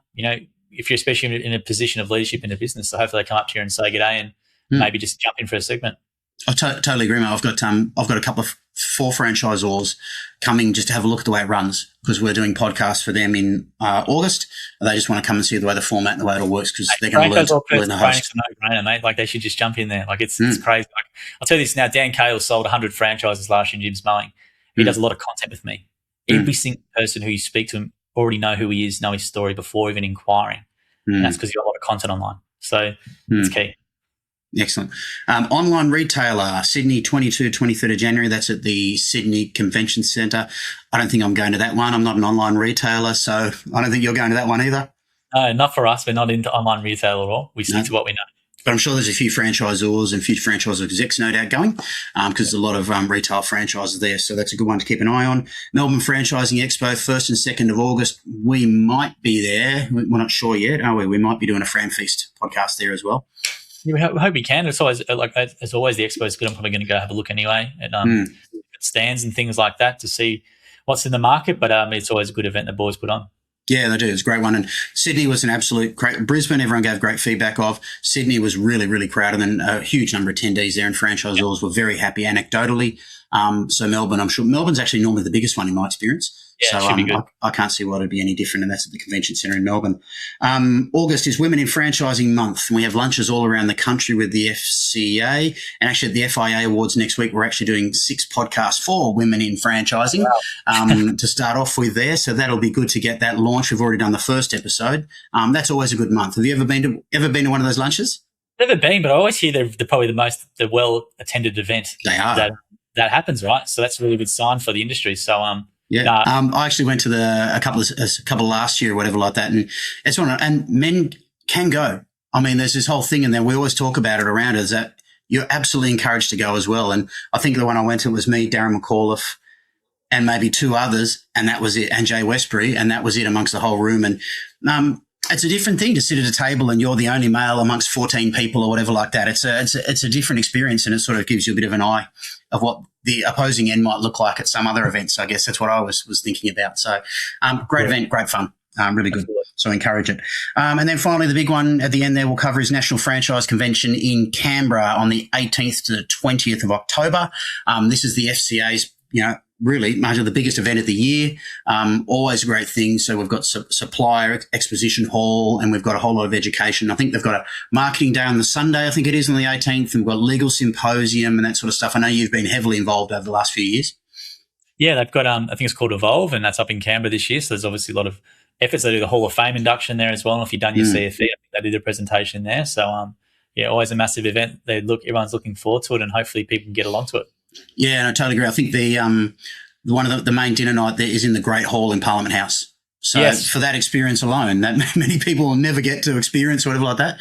I think it'd be something wonderful to come along to, and franchising, in the seat of power in the country. So great for people to come along to that. It'll be the bigger that event is, the better for everyone. I think the better for the sector. Absolutely, and the events last year have been fantastic. So it just keeps getting better and better, and they've done a great job, Jay and the whole team there, in organising. It's a massive event. It's going to be really good. Excellent, Joel. That's it for upcoming events. If you've got some events coming up in franchising, we're probably going to actually spread this out to some other things, even franchise or webinars, all that sort of stuff there. So just send them on in. We might cover them in future, but make contact in at the site and we'll do that for you. Okay, Joel, and we have come to the end. I wouldn't say finally, but we've come to the end of the first episode of the FranFeast podcast. That was fun, wasn't it? It was. Good to talk to a lot of people. Yeah, it was a bit of organising, a bit of mucking around, a bit of tech change, because you do a lot of virtual. I don't do a lot of virtual. Yeah, I do a lot. So, but yeah, even for us, we've had a tech challenge with my camera up here too. So yeah, no, it was all right, mate. So I hope everyone gets a lot out of this. We're going to keep doing a bunch of these, and if you'd like to be involved in the FranFeast podcast, just send a DM to Joel or myself on LinkedIn. We're easy to find. You'll see us on there a lot. If you're in franchising or around it, always interested to talk to people and get different stories out there. And what we're trying to be is a conduit for things going on with, especially executives at this stage in the franchise sector and everything that are happening with brands and how we can all be better as a franchise industry is basically what we're trying to achieve, isn't it, Joel? That's it. And I think there's nothing like this online at all, especially in the Australian market. And quality of production and the guests has been fantastic so far. So if you are liking what you're seeing or you get any feedback or want to be involved, as Glenn was saying, just find us on LinkedIn, send us a DM, and hopefully we can have you on. Yep, please do. And we will catch you. Thanks, Joel. And we'll catch you in the second episode of FranFeast very, very soon. Catch you then.